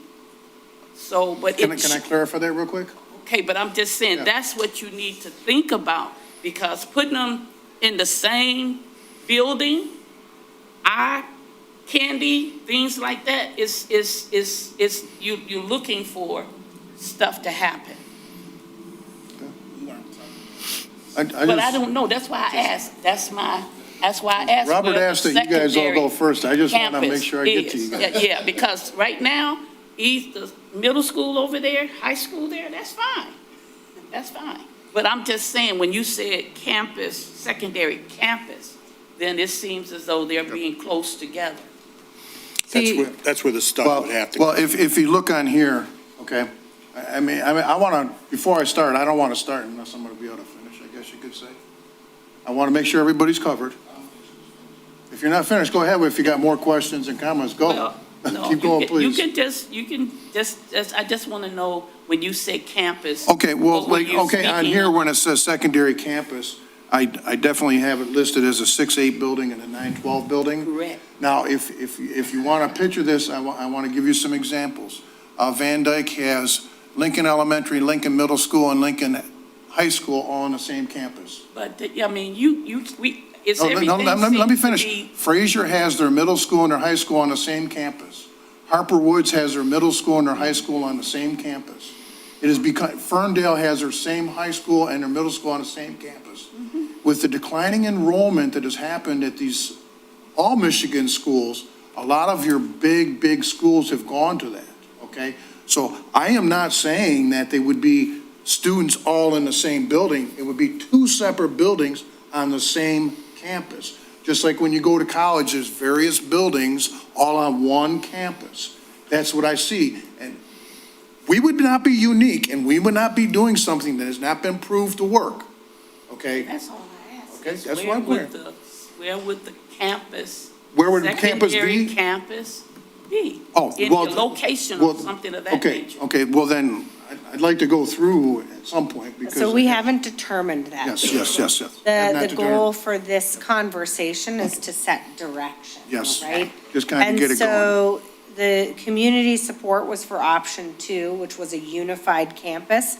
And so this is the conversation, right? And parents were okay with a unified campus, but they wanted separate facilities. They don't want them all in the same school, but in separate geographically, like they need doors that close between the two was the big request for parents. Or as you said, oil and water. I need to jump in here for a minute if I Well, may. can I get into it, please? Please, I've been chomping at the bit here. I I already have it outlined. Go ahead. On that note, I've been in several schools, particularly in Detroit, where they've had, Cody has, I think, 4 academies, and Osborne has, I think they may be down to 3 now. I guess my biggest concern is, no matter how hard, if they're in the same building, how hard you try, somebody's going to find a way to do something agree they with you. shouldn't, and they hide everywhere. No argument here. So, I mean, the understanding is the psychology of a teenager or preteen, that's what we have to consider as well, because they are masters of finding ways to get around any rule you come up with, I guarantee you. Okay, so I have this document that I took a little bit of time to do. It wasn't a lot, but anyways, actually I had to reprint it because my phone was messing up, so I had to reconstruct it and send it off to Wendy this morning. But what I was looking at is, first off, I was looking at the final format as far as direction. What do we want our final format to look like? Okay? I'll be honest with you. So if you just concentrate on that above the timeline, the things that I struggled with was the standalone early learning center is because if you look at the data and the numbers, seat-wise, they could actually fit into the 4 elementaries, correct? Okay. So I kind of struggled with that a little bit, and then it dawned on me what my grandfather used to say to me all the time: if it ain't broke, don't fix it, right? So when they're growing at leaps and bounds like they are, and everybody's excited about that learning center, why, when we have a program growing like that, would we ever stand in the way of its continued growth? So as a standalone program, it is being very, very successful. So that's why I fell on the side of, it's got to be a standalone program. We can't put it into the elementaries. I just don't think we can do that. As much as I struggle, because the other thing I was struggling with as well too, is making sure that it was user-friendly, I guess you could say, because it's the parents that got to get the kids to and from school quite often, okay? So when we start to look at the format we have now, we have an early learning center, we have lower L's, we have upper L's, we have a middle school, and then you have an 8th grade program over at the high school campus, and then you have high school. So you have all these various things. I got to share a story. I had a young man, he's younger than me, a young man talked to me from the early learning center and said that he had children in the early learning center, the lower L and the upper L, and he was struggling like crazy as far as getting them to and from school. It was tough. So that's why I fell on standalone, don't get in the way, and K-5 buildings. So therefore, they don't have as many transitions. If you're going to be in that school, your child's going to be in that school for 6 years straight. You don't have to move them around. If you have multiple children that are a couple years apart, they're in the same building. They're not in 2 or 3 different buildings. This is easy for me to visualize, I guess you could say, because I had 4 kids. So, and I know what it was like even back then when we had K-5s, and it was tough. I can't imagine what it would be like if we were trying to do lower L's, upper L's, middle school, high school, all over the place. Couldn't understand it.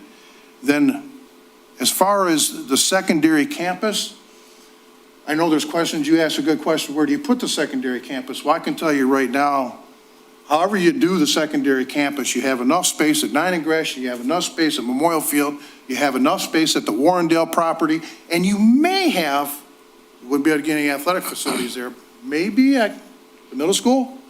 Is that spare space enough? I'm not sure, but we definitely have 3 different pieces of property within this community, within our school district, that could house separate buildings on the same campus, for sure. 9 and Gratiot, Warrendale, or Memorial Field. If nobody's familiar with Warrendale, nice sized property, ain't it? It's 10 acres. Every bit as big as Memorial Field. If you've never been over there, go over there sometime. With nothing on it. Well, when we had that survey that they did when we were putting this together, they said that, I don't know if they surveyed those 3 campuses, but I know Memorial Field is, if we put a campus there, it still wouldn't be enough acreage to house the field, the track, and the football facility. But the possibility is there. You got to see, we got 3 sizable properties, 9 in Gratiot, Memorial Field, and Warrendale, where we have to decide, to me, and this is where I fell on, we need to decide where our secondary campus could or has a possibility of being. Memorial Field, obviously, that's not our property right now, but Warrendale and 9 in Gratiot are, okay? So that would have to take some discussion to try to see if that even become available, okay? Right, but when you look at, Then we still would have to have, I don't think we have enough property at any of them exactly. to actually put high school, middle school, and all of our athletic facilities. I don't think that's possible. So that's another thing that we will have to factor in is where are our athletic facilities going? When I say on here just secondary campus, that does not include the athletic facilities. That's a completely separate animal from anything I have on this piece of paper, okay? But I'm just looking at the educational end of it right now. That will have to get factored in at some point for sure. Shouldn't that be a part of the factoring in when you really think about it? Well, Because that's in one of the end, when we problems. have to make our final decision on the secondary, yes. I'm saying we don't really need to make our final decision on the secondary right now. I think we just have to embrace the concept at some point that we're going to have them both on a campus someplace. We just don't know exactly where we're going to make that happen. Okay, but I was also looking at, and I mentioned to the superintendent as well too, think about it, if you have your secondary buildings close together, a music teacher bouncing from the middle school to the high school walking across the parking lot is pretty easy, right? If you have various other programs, what's that? You can have barriers in between the buildings so they can't get from one to the other. I mean, come on. But I'm just saying, you can share some of the personnel and some of the specialized programs and things like that. They can bounce from one building to the next. So you would offset right now, part of the enticement of having the separate lower and upper L's is that you can pool the students together and might save a teacher or 2. Am I correct? That's the idea, pool them all together, bigger quantity, and you save a teacher or 2 by doing that. I would argue that if you had a secondary campus set up like this, you would be able to do probably about the same thing. Yeah. Save a teacher or 2 by sharing a teacher between the middle school and the high school. But thinking about the Warrendale campus, it sits primarily in Warren. But All. does that, All in yeah, Warren. but, and the question becomes, when we, when we look at the tax base, is that benefiting us as a city, or is that benefiting Warren? You got to remember, whenever we generate funds, it includes that portion of Warren. Right. Yeah, you're right. Is It there's a includes that building portion of already Warren. on there? So they have contributed to that bond. Okay, That portion of Warren has contributed to that bond. okay. So if it's a building already on there, it would be big enough to house at least? No, Warrendale is bare property, Oh, it's 10 no acres building of on bare there. property. Used to be an elementary, they tore it down years ago. And I put this, I think I put it on here, evaluate, No, you didn't put it. Alternative use or sell. yeah, develop alternative use or sell Warrendale property, 25, 26 school year. We got to decide if we're going to use it for something or we need to get rid of it. Because going over there and keep cutting the grass, if we ain't using it for anything, just doesn't make sense to me. If we're never going to use a piece of property, why are you Why are we hanging on to still it? having it? To tell you the truth, we'd be more likely to be better for our school district if we started a building trades program and actually built some homes over there and increased our enrollment. But I'm just saying, we got to decide what to do with the property. 10 acres is a lot of space. Come on, Gary. 10 or 17? I don't think you know that this gentleman here can probably tell you the graffiti that's on the walls and the tunnels. He knows our buildings so good. I do know him very well. I was the director for 26 years, and I have a lot of passion for this district. But what I'd like to say about Warrendale is it's a beautiful site, but it's the farthest in Warren as possible. That's the negative. A lot of people don't like that idea. And at the beginning, when the previous superintendent, Robert, asked me to come back on board, the first thing Robert asked me to do was get a study for athletics on Warrendale. And I have good connections with the quality firm, and they emailed me a nice drop down with the stadium and all of the track and everything that we need. That's about all you can fit on that site. You're not going to be able to build a high school or a middle school and add athletics onto that site. It's not big enough. We can't do that anywhere, though.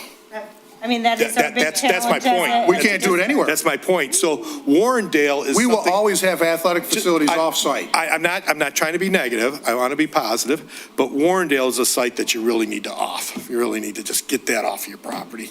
You know what I mean? It's just in the farthest place in Warren, the least amount of, Warren don't even like it. You know what I mean? They don't take care of their citizens like they You should. got a minute after the meeting, right? Yeah, I'm just saying though, that's all. So then, if the middle school would be at the secondary campus, is there a possibility to move the early learning center into the middle school for bigger space to supply that population? The one challenge with the middle school is lots of the early learning center licensing requires a ground floor because small children cannot evacuate from a second floor facility quickly enough. Those little legs struggle on the stairs. So early learning center would have to be at a ground level facility. It would be difficult to repurpose the middle school. We would be able to do it on the ground floor, but we might have to do some shifts and move, administration up to the top floor or, adult. Well, I also want to bring up something as far as the early learning center, because some of the reasons, if you get into the timeline, why they said the first one, use the current bond to improve the K-5s as soon as possible. The 4 buildings, let's start going ahead and spending the funds necessary to get those where we want them to be, those 4 buildings. Then my thinking at that point was too, is that the early learning center, okay, it wouldn't be having any money put into it at this point. What that would do is if you look at the timeline, if the new grade alignment started in 25, 26, that means everything, the buildings kind of stay as they are at the start of 25, 26. What I'm suggesting there is maybe we move 8th grade back to middle school so that those grades are now aligned. 9 through 12 will be aligned, so then when we go to do our campuses and we split them, it's just an easy boom, boom. We can talk about the logistics of that, but I was just thinking that if we improve those 4 buildings, something happens, we don't have the enrollment numbers to justify running 4 elementaries. We will have 4 elementaries that are improved. And I think in talking to you before, taking an elementary building and converting it to an early learning center, the cost involved with that is a lot less than what we would have to do to redo the whole learning center. The superintendent is absolutely correct on early learning. There's a lot. They're not like a middle school or an elementary. They're little kids. They have different regulations. There's distances. There's lead requirements. It goes on and on and on. And you already have that building certified. So to change it up, then you're going to have to do all that somewhere else. Not that it can't be done, Not that you can't But do it, what I'm saying but it does is take if a we while. improve the 4 buildings, and we We are decided. right now, currently. Right, and if we decide and we want to go ahead and say, release the bond money, do whatever you got to do, get the parking lots done, get the play structures done, do everything you're going to do, right? Everything we said we were going to do to make those buildings spectacular. Do all of that. Then at the 25, 26 school year, because we don't have to spend it until 27, but towards the beginning of that, when we have count day, which is earlier in the year, we'd have a pretty good idea between 24, 25, and at the beginning of 25, 26, what our enrollment numbers are for the next couple of years at the elementary level, okay? To justify to continue carrying all 4 of those as elementaries. At that point, if the numbers don't justify it, we could turn one of the newly renovated, with some modifications, one of the newly renovated elementaries into a standalone learning center, early learning center still, and we would not be wasting the investment we put into the building. That's right. You understand what I'm saying?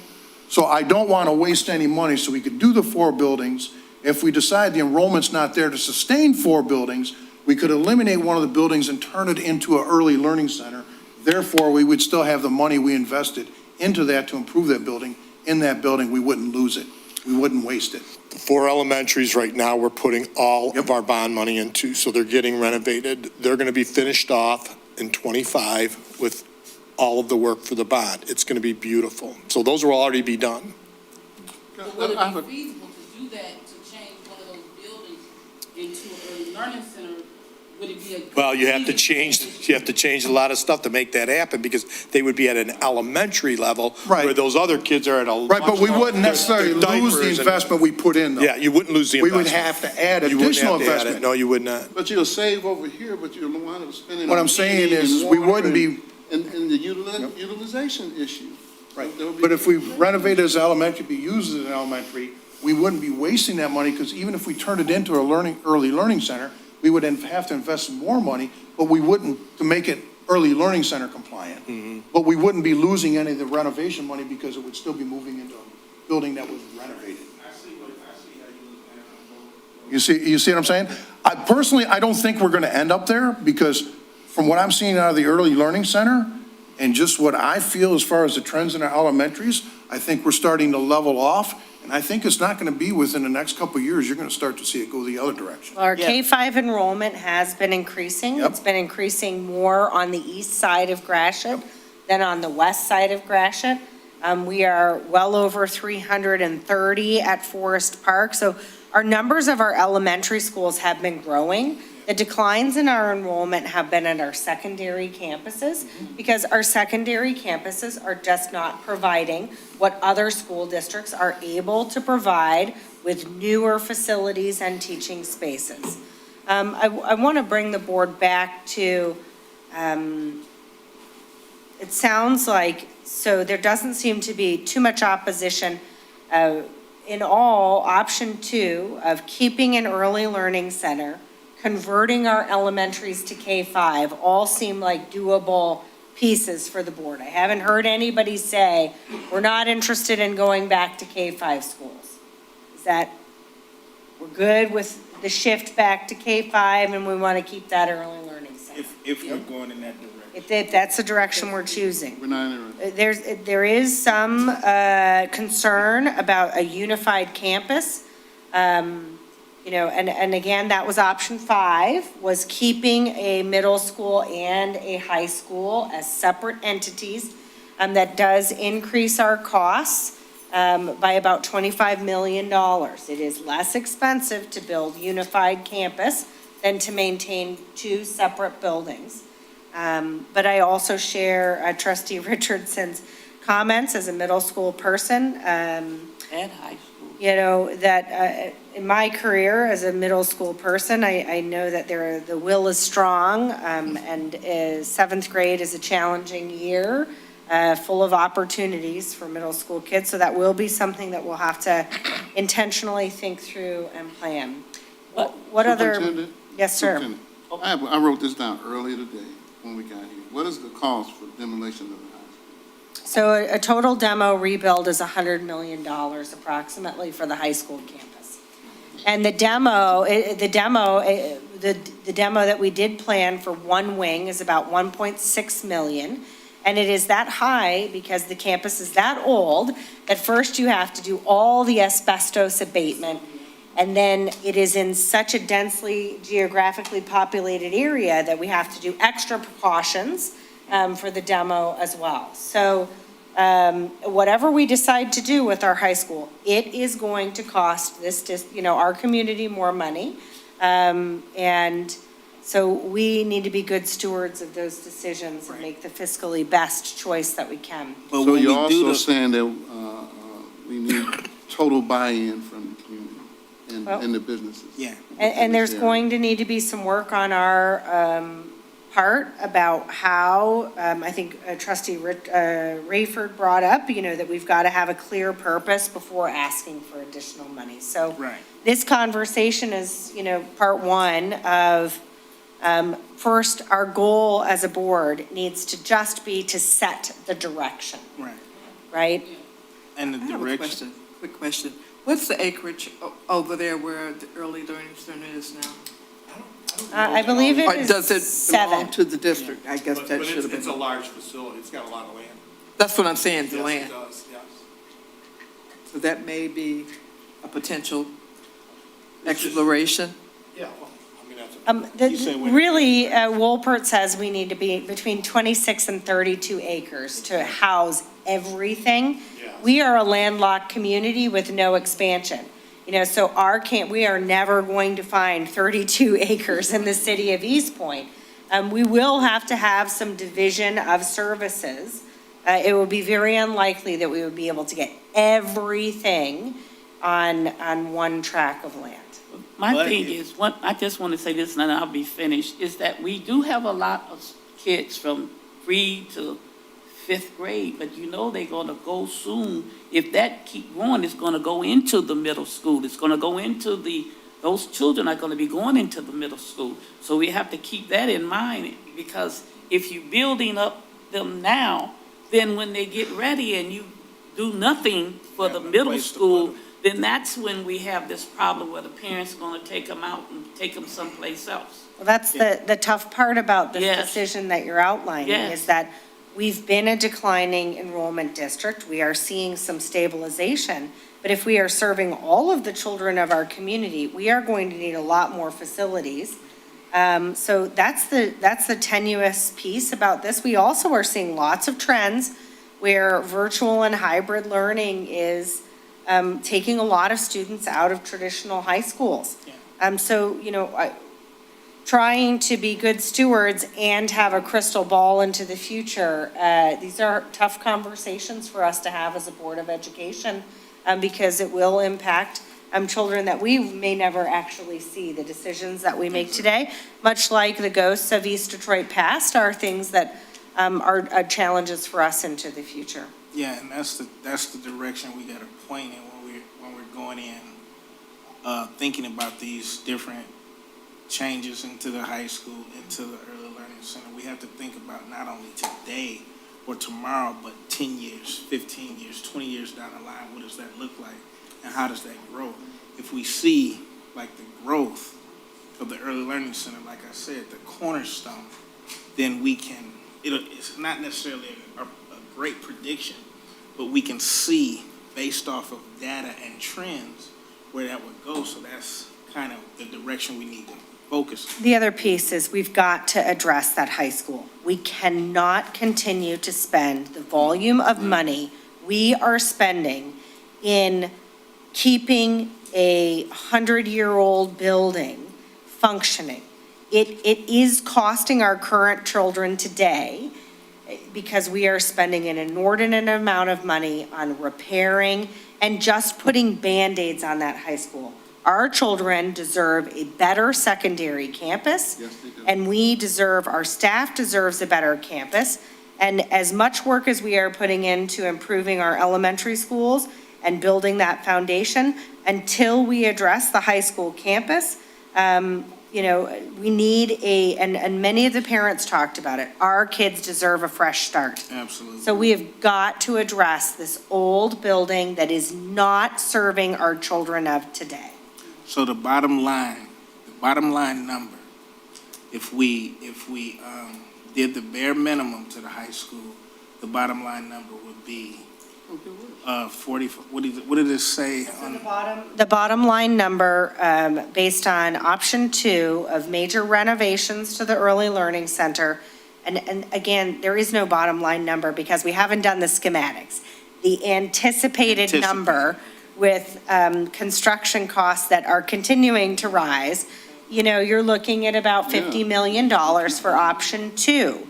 And that is a unified 612 campus, 4 K-5 schools, 1 early learning center. Now, if we're stuck on wanting to keep a 6th through 8th grade, that keeps our current plan. You can count on adding $25 to $30 million to keep that building, because the more buildings we have, the more it costs us in custodial, in repairs, and there's all of that. Now, what my team will do, once the board decides to set a direction, and that action will be at our next board meeting, is that the team will then start to work on what are the plans. What will the swing plan be for the interim years? What will the prospective bond projects be out into the future?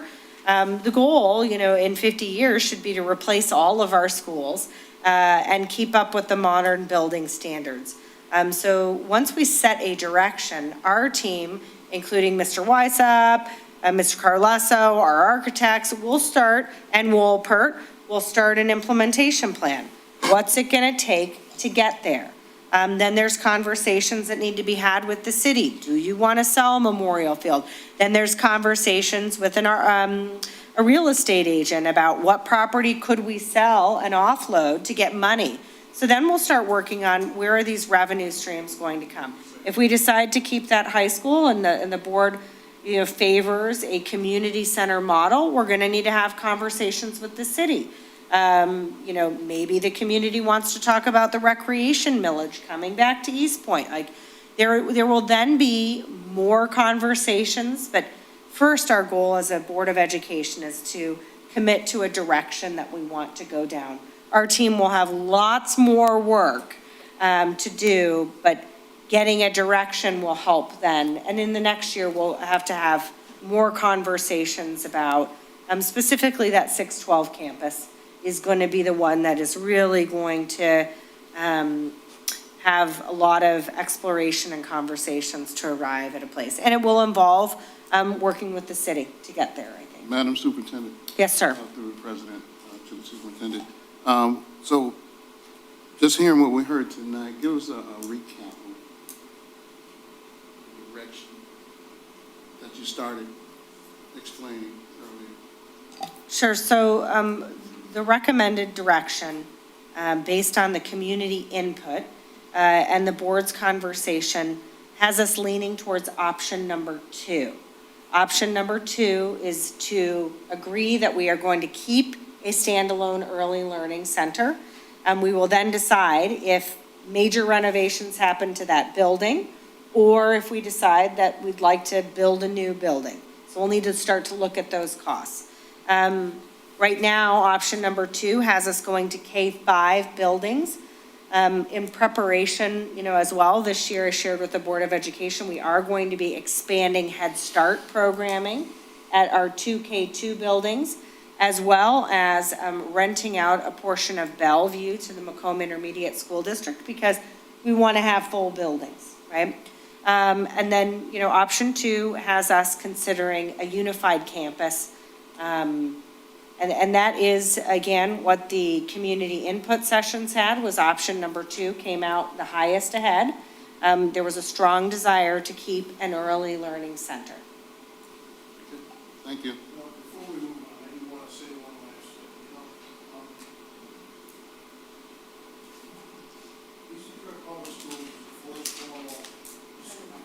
last thing. EC Troy Public Schools was the first formal school district in Macomb County. The school was built back in 1929, the high school, right? We're right on the verge of 2029. It's not too far down the road, right? 5 years. And we're right there. So this, to me, is really an exciting time in the school districts. history. Because we have the opportunity at this time to set the direction for the second century of our school district. Now, I have to admit, I'm sick and tired of putting Band-Aids on our school district. I really am. I'm tired of it. We deserve a lot better. Our kids deserve to have the best learning facilities as well as the best athletic facilities. Okay? I'm tired of us settling. I really am. We need to think big. We need to think of what we can have.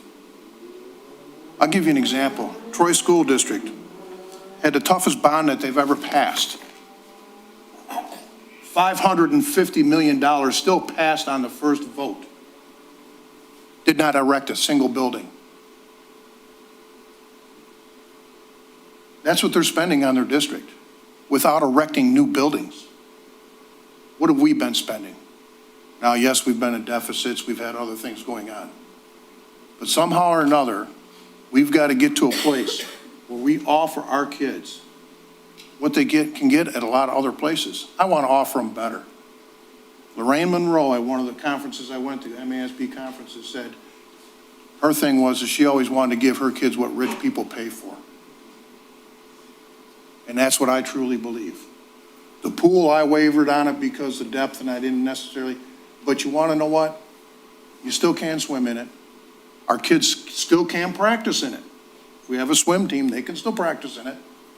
It's just not deep enough for them to actually compete. So they would have to compete at another pool. Okay? So would I like to see is eventually somewhere down the line have an aquatic center like I've seen at some other places? Yes. I've got so many big things beyond what I wrote down on this piece of paper that I can see for this community that would benefit this community. We got to start thinking big. We got to just quit thinking about what can we do to just barely get by and fix this good enough. Get this just good enough.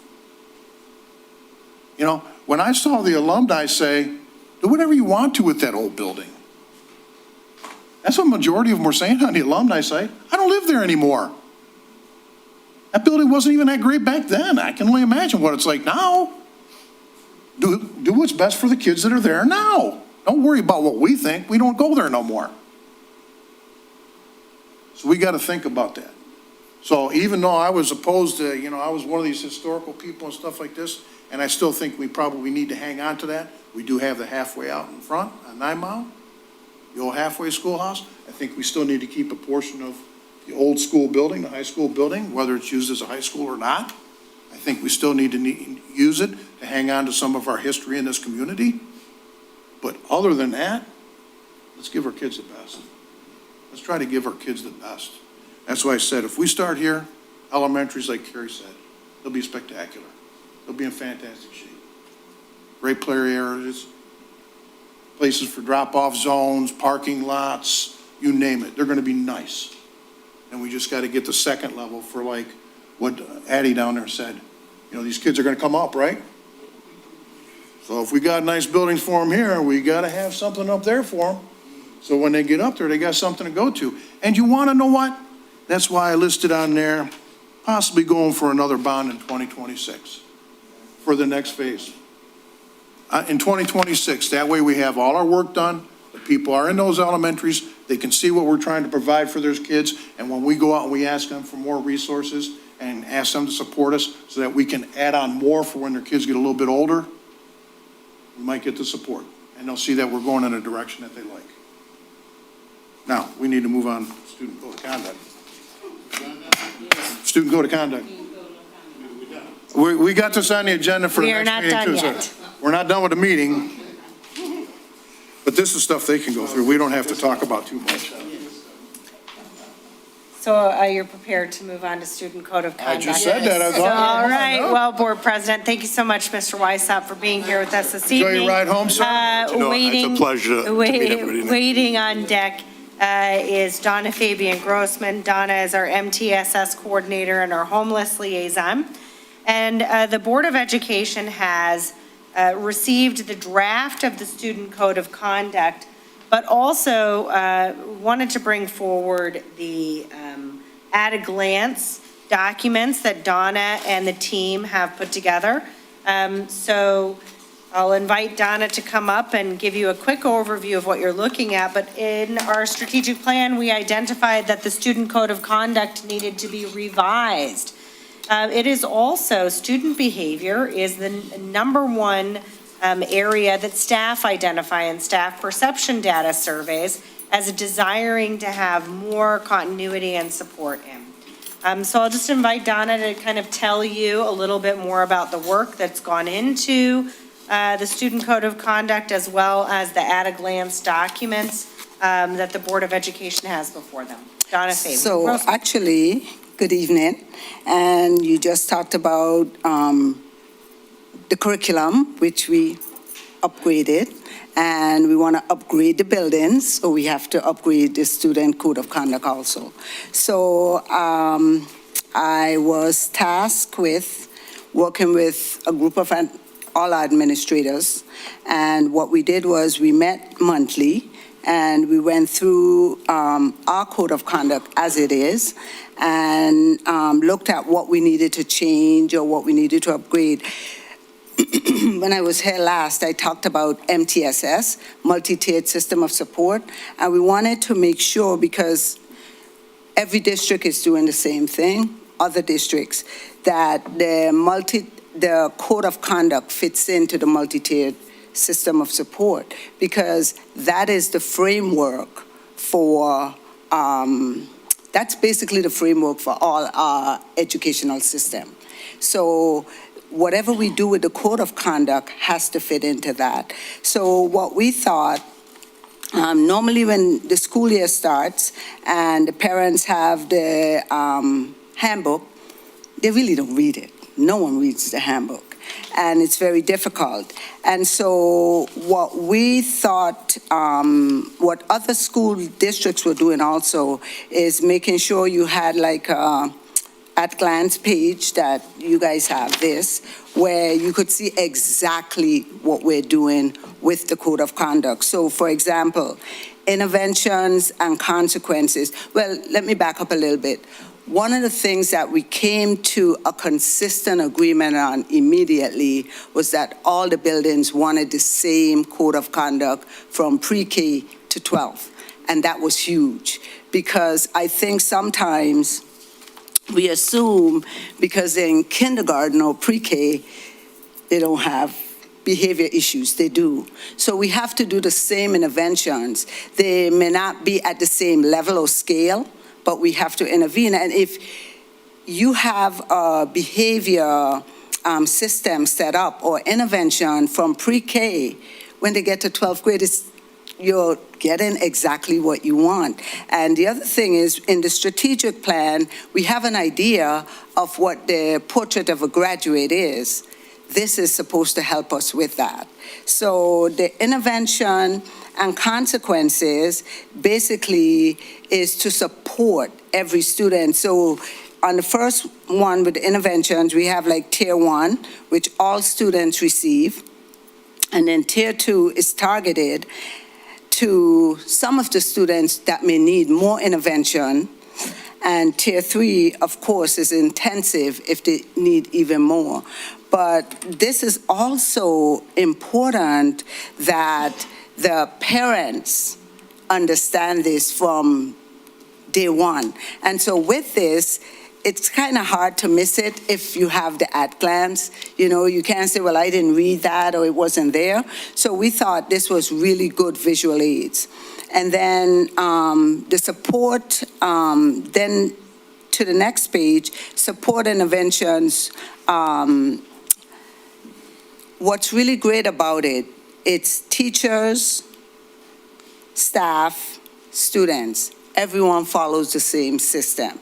So we want students to respect us, but we have to be respectful to the students also. And the principal or the superintendent is not always the one that's doing the intervention. If we do the intervention in the classroom, we may not have to send the students to the superintendent and get them suspended. So this whole process is supposed to lower those major behaviors and stop it from getting to the point of suspension or expulsion.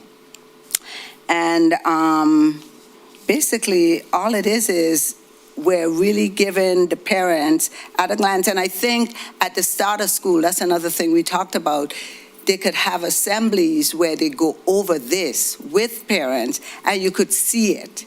You know, it's not where you ask the parents, well, it's in the code of conduct, so please read your code of conduct. They could literally go over the code of conduct with parents.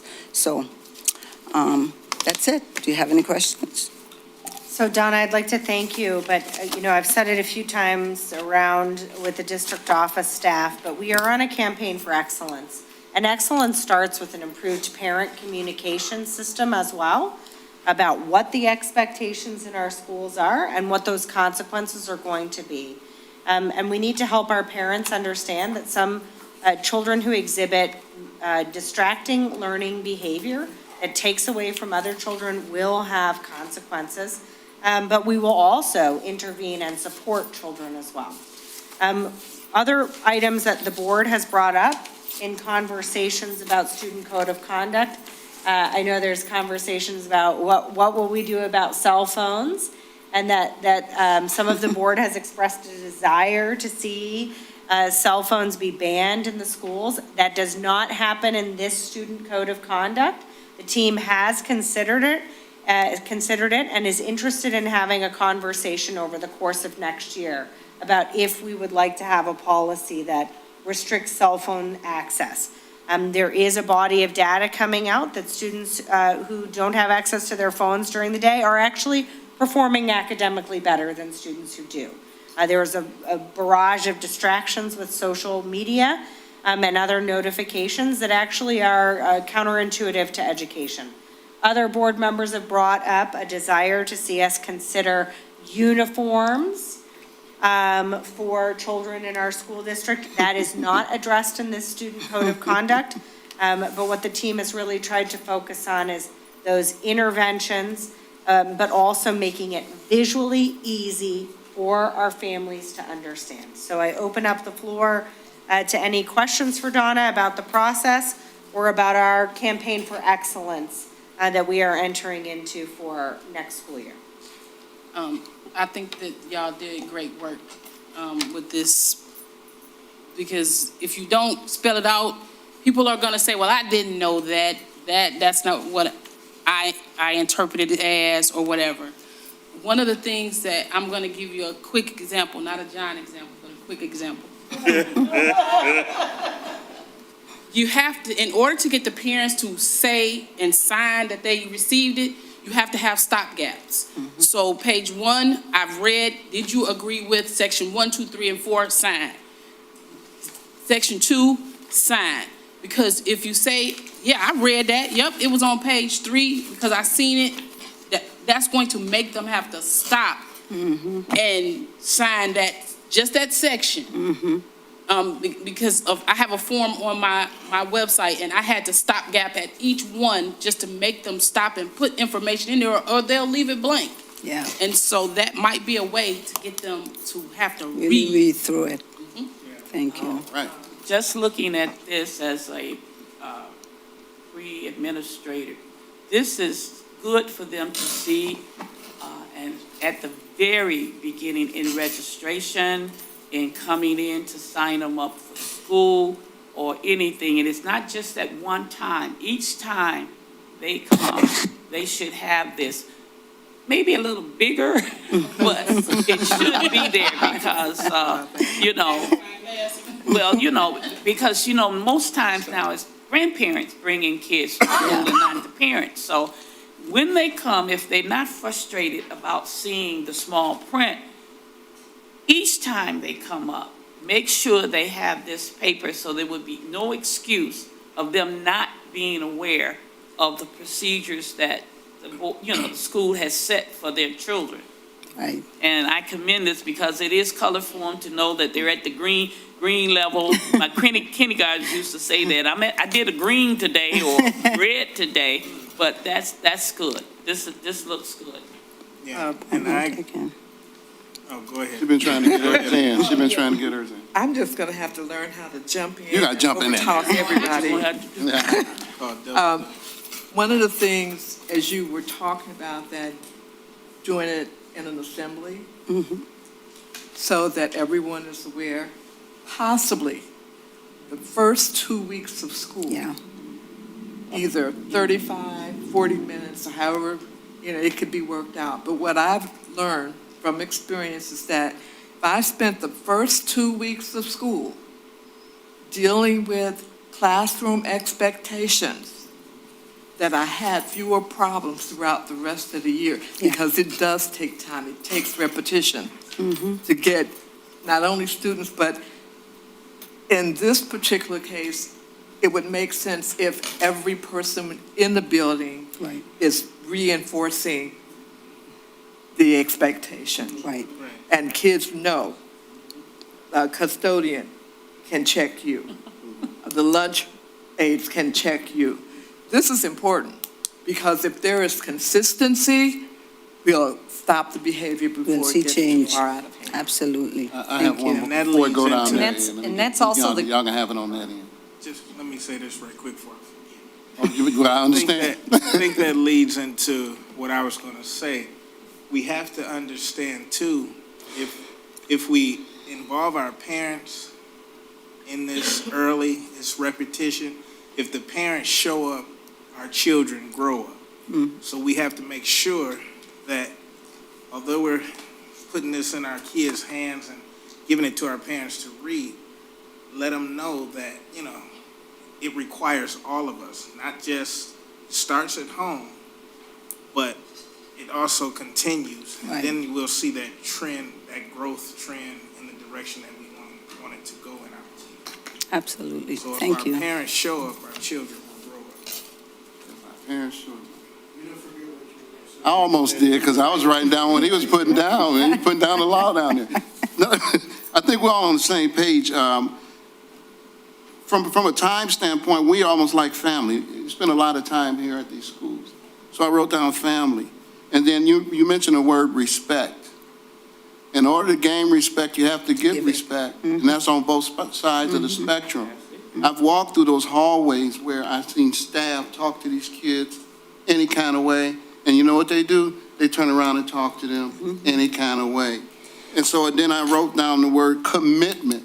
There has to be a commitment and buy-in from the staff when programs come in. Like the teachers are buying in and committing to different programs that we're approving, then that should be the same way with the staff that's on the support staff within the schools. That way, everybody's talking the same language. But that main key word is respect. Respect. Yes. And then I'm just going to put it out there. I was one of the pieces that said, hey, it needs to be a uniform. If it's not 5 days a week, at least 2 days a week. Because I've also walked through them hallways. I didn't know if I was in the club or in the school. We just got to quit putting Band-Aids and be transparent. It's a mess. And those are the things that we look at, and I'm quite sure when visitors come in, maybe we can say what they can't say. Maybe they can say what we can't say. But somebody needs to say something. And I'll say it through this mic today. It's terrible. So there has to be a change. It took me back when we were in school. We had assemblies at least once a month, or it seemed like every day. The principal, she was long-winded like, yeah. But they got the message. Like Mary said, I was scared of Mr. Allen. That was my gym teacher. But he was the authoritator as well. We can't do that anymore, but we have to start teaching and preaching to these children. It's all about their lives. They're the future. If we just throwing them away, the baby out with the bathwater, then we won't succeed in nothing. All you're going to have is brick and mortar. Yeah. And the big part of it is respect. We don't necessarily have to preach, but it's how you approach me is how I respond to you. Absolutely. So that's... And that really has to happen moving forward, because I've been in them hallways and I've seen and heard staff.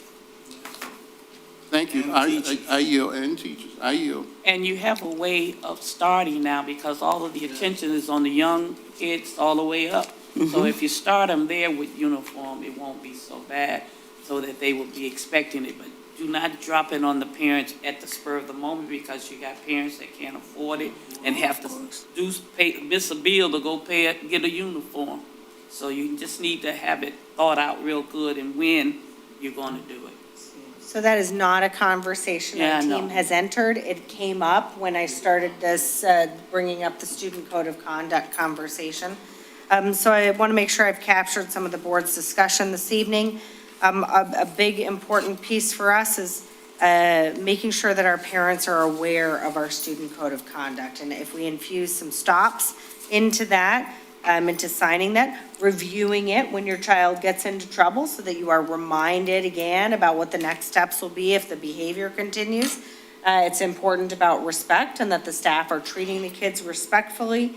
And then our team really needs to incorporate and work with our administrators on a deep focus of those first 2 weeks of school, but also then on that continued expectation for learning behavior and the consequences when not.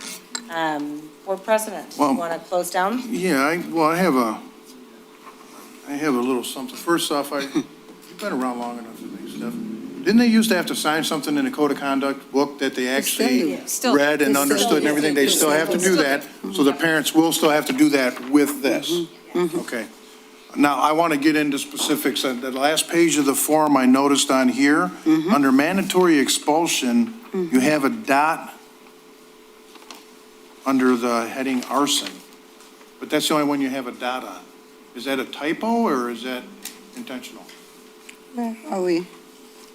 On the very last page, under consequences for elementary students pre-K, There's a back page to that, Board President, and the back page has dots under criminal Oh, I'm assault, sorry, I did sexual not see the back conduct, page on that. dangerous weapon, Okay. use of a weapon to cause injury. I missed that back page, I am sorry. I saw one dot on there for all that. Well, we'll I have was to like, include a stop for parents too. Okay, and then the other question I had, for instance, I want to make sure I'm understanding this. So if, say, for instance, mutual combatants, we'll just frame it as that. Two mutual combatants at the high school, we go to this page and we look underneath of here and it tells us kind of what the consequences are.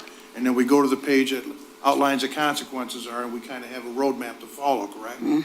Yes, I just want to make sure that I'm understanding the flow of this. It goes Yes. from here to here, and it's mostly intervention-based, for the yes. most part, Most not parts, yes. reactive-based. Yes, it's I not just want to make consequence. one comment, and I don't know, maybe I'm old school, but in the whole long time that I've been up here, and it's not like we're going to correct everything with everything, but I do want to remark on one thing as far as code of conduct over the years. When we implemented 30 days out for a fight, fights went like, didn't they? For a period of time, yeah. I'm just going to remark on it. Everything we've ever done on code of conduct, that was the thing that I saw that really had the most effect on behavior at the high schools. As soon as we instituted, you get caught in a fight, you got to prove that it was self-defense. Because if not, and we had somebody that actually tried to do that. We have cameras at the high school, and they didn't realize that they were going to be on camera. And we said, no, that's not self-defense. See ya. But all the parents knew it, all the students knew it. You get in a fight. I think that was a response to a nice-sized fight we had out on the 9 Mile entrance, kinda, and we were trying to figure out how to get rid of fighting. But I just wanted to remark, that was the one thing out of code of conduct in my whole time up here. And this document, it's a beautiful, I love it. I love it. A lot of good work in here. You did fantastic in here. Well, and the other Thank you. piece of this too is that it's K-12, it's pre-K-12. So the goal is to really create, that vertical alignment where kids are learning the expectations and they do not change. And all of the principals had that commitment to enforcing this, expectation throughout. And I think that that's going to be a game changer too, because currently we have in elementary, we have secondary, and they are very, they're different. And the approaches are different. And so when we start to streamline things and look at what we're teaching kids, this goes back to the strategic plan. This goes back to what we do with curriculum. It's creating that graduate portrait, pre-K and then all the way through to 12th grade. And then also equipping people with the tools and those interventions. You know, as an administrator in this district, that was something that was criteria for a student to be in my office. I wanted to see what was happening before they even got to me, right? And so now we're trying to equip people with those tiered interventions by giving them a sample toolbox of things that can be happening in the classroom. So we're keeping kids where they need to be, which is in the classroom, ideally. And if they have to, you know, and then if they work through the tiers, then they end up in the office. But that's the goal. It's to educate the adult and the students and the parents, and then those expectations become known by all parties along the way, so. So we will be bringing back the student code of conduct for the board's approval at the next meeting. If board members review this and have more comments or questions for the team, please direct them my direction, as well as the facilities master plan. I believe there's one more item, Board President. I'm cueing you. All right, so the board president and I were having some conversations. We talked about our portrait of a graduate. We have the portrait of the adult and the portrait of the system. And some work that we identified in the student code of conduct was that the district would like to create a portrait of an adult. Annually, we are required by Title I to have a parent compact. We felt that the parent compact and the portrait of the adult could become one. Board president recommended that I reach out to a board member who might be interested in helping Donna Fabian Grossman collect some more parent feedback and participate in helping to develop a parent/guardian code of portrait of a parent. And so this is the language that's currently in the drafted version, and this is the language we'd like to start with. I have spoken to trustee Mary Hall Rayford, who has agreed to represent the board in getting some parent-guardian input so that we can develop a parent-guardian compact, or what we will call the portrait of a parent. And this is not the school district telling parents what to do, but merely suggesting some things that parents may not know have a tremendous impact on student academic performance. So this is the base. Trustee Rayford and I have already had an initial conversation, and we'll open the discussion up to her and any other board members that would like to weigh in, but we'd like to have a committee do a little bit of work, and we'd like to have board trustee Rayford help to lead that from the board table, and then the district staff, Donna Fabian Grossman, from the district level will work together and develop a portrait of a parent. Trustee Rayford, did you want to comment any more on that? Well, I wasn't prepared exactly, but okay. One of the things again, because of experience, parents don't always know what's expected of them. And they don't like being told what to do. So having a conversation with them and asking them what they're doing to help their child to succeed, what else can they do to help their child to succeed, and ask what supports they need to help their child to succeed would be the best way to go. Like I said, from experience, I know parents resent being told anything. They want to be engaged in the process. At least those with, how can I say this, an interest in the child's education. And I've seen this from a variety of geographics, from, let's see, the upper echelon in Grosse Pointe, and from Catholic school, and then from an Arabic charter school. Parents want to help their kids, but they don't like being told what to do. They want to be asked. They want to know, they want to have some input in what happens with their kids. And so that's what I would like to see happen here. We get the parents together, ask them what they need, what they're doing, because we don't know what they're doing. So that's basically all I want to say. Thank you so very much. Any other board members have some comments or points that they would like considered as we begin the work of developing a portrait of a parent? I just like to comment that I think it's a pretty good selection to represent us because of your past experience and the fact that you've spoken in the past as far as how you think that parents can help to make their children a bit prepared, better prepared for school. So I think your insight as to what you've seen on the ground level, and it's like, you know, every board member up here, we bring different skills, different talents to this board table. You happen to have come out of the classroom, so you have some insight as far as what has transpired in the classroom with kids, what kind of things parents are doing to prepare their kids and things like that. So you've seen that. I haven't taught in a classroom, so I don't know that aspect. Now, if you start talking to me about facilities and square footage and stuff like that, I'll put you to shame on that any day of the week, but I ain't gonna be able to tell you what's going on in that classroom. So I think it was a very good choice. I don't know if Ms. Richardson, she used to be a teacher too, if she has any input as far as what. No? Never mind. Okay, is there anything else? Because I've held this, we've been long, so I've been holding it, trying to get ready. Go ahead, everybody's okay? No, we struck that. You struck it. We're all okay? We're okay? Yep, strike it. Okay, meeting adjourned.